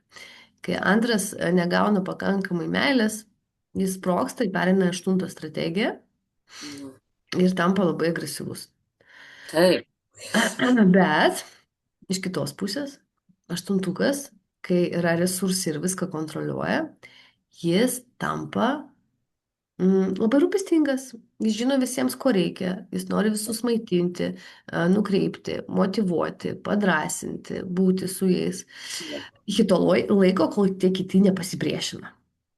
Ne, nes jeigu jie pasipriešina, tai ko jie čia nesupranta, reikia juos dar labiau pamotyvuoti ir užnorinti daryti tai, kas jiems naudinga, mano akimis, ir nesvarbu, kad tie nemirtingieji ir kvailieji žmonės nesupranta, kad aš siūlau jums geriausią. Ne? Tai tiesiog turint garbės stebėti jūs mokymuose, Šiek tiek kitokia, ne, energija iš jūsų skverbiasi negu antrukas, Taip, kuris taip, kukliai sėdėtų ir nieko nesakytų tam tikrose atvejuose. Va, nu, bet jis žavi savo išraišką, Kristina. Ne? taip. Ačiū, Julija. Ir man va dabar per šitas dienas, sakau, vat, kas mane labai dabar irgi užkabino, tas, kad tik dabar taip labai supratau, kad, nu, ant tiek man tikrai, va, nu, aš sakau, ir, nu, tai viskas. Nu, kas dar neaišku, ką? Taigi taip turi būti ir aš žinau. Ir žinau, tas pas mane tiek tas stipru yra, kad, nu, man, kaip sakyti, įeiti į konfliktą, aišku, aš labai tada galiu greitai, bet aišku, kadangi vis tiek einu tuo keliu, aš nu, vis tiek savęs stebiu ir sustabdau, bet oho, plyštu. Mm. Tai va čia vat, ir užtrunka, dėl to reikia mokymų, nes, nu, ta prasme, sėdint namuose, bendraujant pačiam su savim, jūs to negalite pamatyti. O mokymuose mes darom simulacinės tokius pratimus, Mhm. kur jūs sąveikiat su grupe ir matosi jūsų natūralios reakcijos. Nes be abejo, mes darysime tipavimo pratimus, jie yra nu, tam tikras įrankis, šablonas klausimų, kuris leidžia mums uždavinėti klausimus ir padėti žmogui suprasti, koks jo yra tipas. Bet dar geriau veikia, kai jūs nepasiruošę, ane, kai turit situaciją, turit išspręsti ir mes matom, kaip natūraliai jūs reaguojate į konfliktą, kaip atstovaujat savo interesus. Ar mokate tai išsakyti, ar tylite, ar tai buvo autentiška, ar pasakėte tai, ko tikėjosi iš jūsų kiti žmonės. Tai vat, visas šitas dalykas yra įmanomas tik mokymuose, nes, nu, ką jūs sėdint, ne, savo mažam pasaulyje galite pamatyti, nes jūs neturit galimybės rinkti grįžtamą ryšį, o mes mokymuose tikrai tą darysim ir kadangi darysim kiekvieną savaitę, vis bus daugiau ir daugiau, daugiau, daugiau, ne, to pasinirimo į save ir bus vis mažiau galimybės savo pameluoti. Nes, vat, ne, tokia liūdna frazė iš daktaro Hauso, kad visi žmonės meluoja ir nustatant savo tipą taip pat. Nes mums patinka tam tikri tipai ir nepatinka tam tikri, ar ne? Ir mes dažnai negalim susitaikyti, kad, nu, o čia aš tas, kuris visą laiką liūdnas, arba aš tas, kuris visą laiką kariauja, aš noriu tokio paprasto sveiko gyvenimo, ne? Tai vad žmonės dažnai praeina tokius kelius, kad tai suvokti, suvirškinti ir mokymai tam labai labai padeda. Ne, kad išbūti, kad gauti grįžtamą ryšį, kad skirti tam laiko ir kad tai priimti, nes mūsų tikras augimas prasideda tik tada, kai mes atrandame save tikrą. Neišgalvota, ne toks, koks aš noriu būti, o aš tikras. Nes aš atsimenu mano pačios istorijos, mano tipas, kol aš tam mokiausi negramos, keitėsi kelis kartus. Ir aš atsimenu, kai mes atvažiavome į treniruotę, aš vis gaudavau grįžtamą ryšį, kad mano asmeninis tipas kitoks negu aš nusistačius buvau. Ir aš sakiau, ne, žmonės, jūs čia blogai mokytasi negramos, jūs nesuprantat, kas yra instinktai. Ir paskui nu, tam buvo tokia sąlyga, jeigu tu teisingai nenustatėjai savo tipo, negali gauti trenerio diplomą. Aš ten grįžau namo, atidariau ten visus konspektus ir atrodė, kad, nu, ta prasme, aš vis neklausiau aš tos diagramos, nes tik po trenerystės aš pradėjau matyti save visiškai kitaip. Nes mums, kaip žmonėms, reikia tam tikrų sąlygų, kad mes pradėtumėm elgtis autentiškai. Mes elgiamės taip, kaip reikalauja iš mūsų situacija. Taip, kaip mes išmokyti, taip, kaip racionalu. Bet tai, kas racionalu, nereiškia, kad tai yra mums autentiška. Ir tos kaukės priauga prie mūsų ir mes galvojame, kad kaukė ir esu aš. Ir tada jokio tikro asmeninio, vidinio karjeros tobulėjimo negali būti, nes iš kur jūs, jeigu jūs gyvenate melo pasaulyje, toj jis labai gražus, jūsų smėlėtas ten namukas labai fainiai gerai kvepia, bet ten gali gyventi tik netikri žmogeliukai mažiukai. Ar ne? Nes tas jūsų namelis yra, žinot, tokio kaip sausainių dydžio ir jis nieko neturi bendro su tikru gyvenimu. Tai liūdniausia žinia yra, kad visi tipai viršutiniai žinojimai neatveria tikro pažinimo. Ir, nu, va, šiandien yra labai svarbu tai, kas atėjote, buvote, išbuvote iki galo ir aš labai tikiuosi, kad palėtė, bet mes nedarėm praktikų, mes nedarėm praktikų grįžimo į save, į mindfulness, kur enneagramų yra svarbiausias dalykas. Mes nieko netyrinėjome apie jūsų tikras reakcijas, jūs nedirbote grupėje. Praktiškai aš tai kalbėjau ir tai ir buvo reprezentacija naratyvinės enneagramos, kai jums pasakoju apie tai. Bet didelio pokyčio tai nesuteiks. Gerai, jeigu jūs mane susapnuosit ir sakysite, o geras buvo webinaras, ne? Arba kažkoks sakinys jums grįž ir tai papildys jūsų gyvenimą ir tai yra nemažai.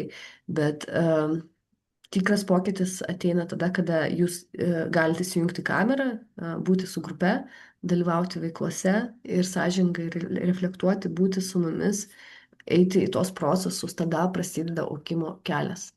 Nes visi tie bėgiojimai ir klausimai podkastų, žinojimas sistemos paviršutiniškas, ten dabar human designas ant bangos, kažkas astrologija domisi, kažkas numerologija, yra skaitmeninė psichologija. Super, bet jeigu jūs tai klausot, bet nepritaikot, neperleidžiat per save, nu, tai yra tiesiog žinojimas. Dar gera žinia su enneagrama, kad, kaip matote, čia niekas nepasako iš jūsų gimimo datos, kas jūs esate. Jūs turėsite atrasti save. Ir tai yra iki savo pažinimo kelias ir jis, nu, labai labai praturtina šią sistemą palyginus su kitais, kur jums tiesiog etiketę priklijuoja, sako, nu, vat, jūs toks. Ir ką? Enneagrama mums leidžia ir pažinti save, ir atrasti, ir tobulinti. Jūs turėsit savo kelią.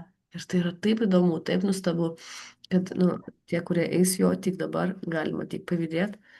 Nes kai aš mokiausi, tai prieš 15 metų, tai buvo geriausi, įdomiausi mano gyvenimo metai. Buvo daug kelionių, išvykų ir tokio neeilinio bendravimo su žmonėmis. Tiesiog kiekvieną iš jų atsimenu kaip didžiausią gyvenimo turtą. Tai labai tikrai kviečiu pilnavertiškai prisijungti. Dėl įrašų čia žmonės klausia, tai tas ne nuo pradžios įrašas bus, nu, pamiršau paspausti, ne, pasitraukiau į atėjimą, ten perrašyti iš pradžių, nu, tikrai neįkalbinėsiu, nes tai yra imlus darbas, tas, kas yra, tas jau reiškia yra, taip turėjo būti, kad neturėsite istorinės ištakos enneagramos ir ten galbūt įvado į centrus. Bet galite šiaip pasiskaityti apie tai ir jeigu aš jums atsiliepiau kaip žmogus, tai tikrai kviečiu į savo renginius, jeigu ne į kursą, tai žaidimus, o jeigu taip labai atsiliepiu, tai tikrai ateikite į renginius, nes ilgas tarpas, kai nedariau to lietuviškai ir norisi grįžti, duoti kokybiškas žinias, nes mokiausi iš amerikiečių ir, tik, man atrodo, iš gerų mokyklų.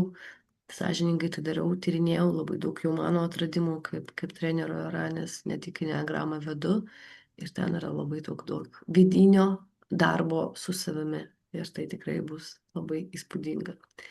Tai va, tai ką norėtume dar pasakyti, ar paklausti, arba pasidalyti. Aš jūs myliu ir laukiu kursų ir labai sudėtinga. Man tai raunas stūga, aš žinau, kad mane tai taip nežima, čia atrodo, čia mano. Aš pilnu energijos prisikta, aš tokia pakylu ir man va šiandien labai tas, kad aš, nu, kad lygtais link tų bosų einu, dar nepripažįstu taip oficialiai, bet yra jau, tai man taip iš karto lengvumas kūne ir jau galvoju, ačiū Dievui, vėl atsakymus atėjau.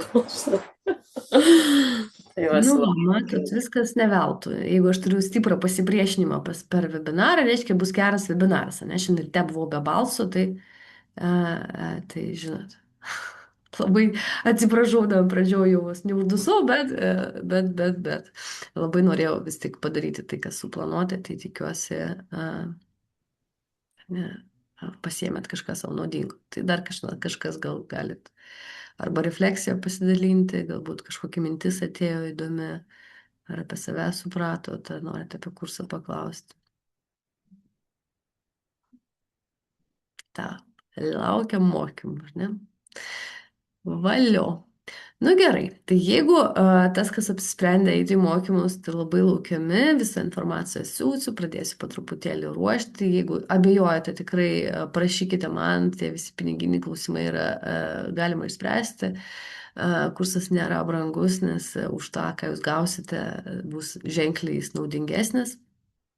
Jeigu norite kainą pačią pigiausią, tai reikia užfiksuoti ją registracinių mokesčių, kai jūs sumokate 100 eurų ir sakot, viskas tikrai einu ir saugau tą vietą. Ne, o šiaip tai kursas 300 eurų kainuoja, jeigu be laukimų. Julija klausia, ar dažniau būna žmonės su keliais tipais? Irina Aha. klausia. Su keliais tipais. Ne, tipas yra vienas ir jis nesikeičia. Čia yra kaip mūsų raštas. Nu, ta prasme, jūs galite rašyti mažom raidėm, dideliom, bet tai raštas bus jūsų. Ir grafologai atpažins, kad tai rašėte jūs arba ne jūs. Panašiai su tipu, jis yra vienas, bet kaip matėte, išsivystimo lygiai gali duoti pojūtį, kad pasikeitė mano tipas, nors jūs tiesiog galėjote įkristi į labiau stresinę būseną, ir kaip devintas tipas, apie jį kalbėjome, ne? Kuris šiaip ramus, fainas, tylus, bet jeigu daug yra dirgiklių iš aplinkos, jūs abejojat ir sakot, tai aš ir devintas, ir šeštas. Tai jūs tiesiog dvi skirtingas būsenas nuskaitat ir atpažįstat tai savyje, suprantat? Tai reiškia, tipas nepasikeitė, bet pasikeitė jūsų būsena ir kartais jį pasikeičia į tokį ilgalaikę, kad tai tampa juk lygtais jūsų gyvenimo čia, ne, būdų ir jūs sakot, o iš pradžio aš buvau devintas, o paskui šeštas tapau. Tai ne, jis vienas, vienintelis ir jį gerai žinot, nes jis labai padeda atsakyti į klausimą, o dėl ko apskritai aš gyvenu, esu ir kokia mano prigimtis tikroji. Ir tai labai palengvina mums visus pasirinkimus. Labai paaiškina. Taip, Irinai atsakėm, dar kažką Irinai tau atsakėm, dar kaina pigesnė tik šiandien, klausia Rasa. pasakiau tą, kad tai Okay. parašot, užfiksuojat, susitarėt ir mes tada važiuojam. Nu ką, gerbėmieji, ačiū Jums labai. Jeigu neturim daugiau klausimų, aš Jums dėkoju už Jūsų laiką. Aš labai tikiuosi, kad susapnuosit kažką šiandien, nes padarėm tokį, žinot, iššokimą į savęs pažinimą ir ta kelionė gali tęstis. Šį kartą tai gali tęstis komfortiškai iš namų, kas yra irgi prabanga, kai taip šalta laukia, ar ne, užpildykit tą laiką pavasario laukimo tokia kažkokia naudinga savo veikla. Ir jeigu ne, tai tikiuosi, kažkas palėtė jūsų širdį, kažkas palėtė jūsų mintis ir suprasite, kad viskas vyksta jūsų gyvenime ne dėl priežasties ir kažkur yra atsakymas. Ir jeigu jūs ieškote tą atsakymą, būtinai surasite. Ir aš jums linkiu jį atrasti kuo įmanoma greičiau, kad visi jūsų klausimai, kurie neleidžia džiaugtis gyvenimu, išsispręstų.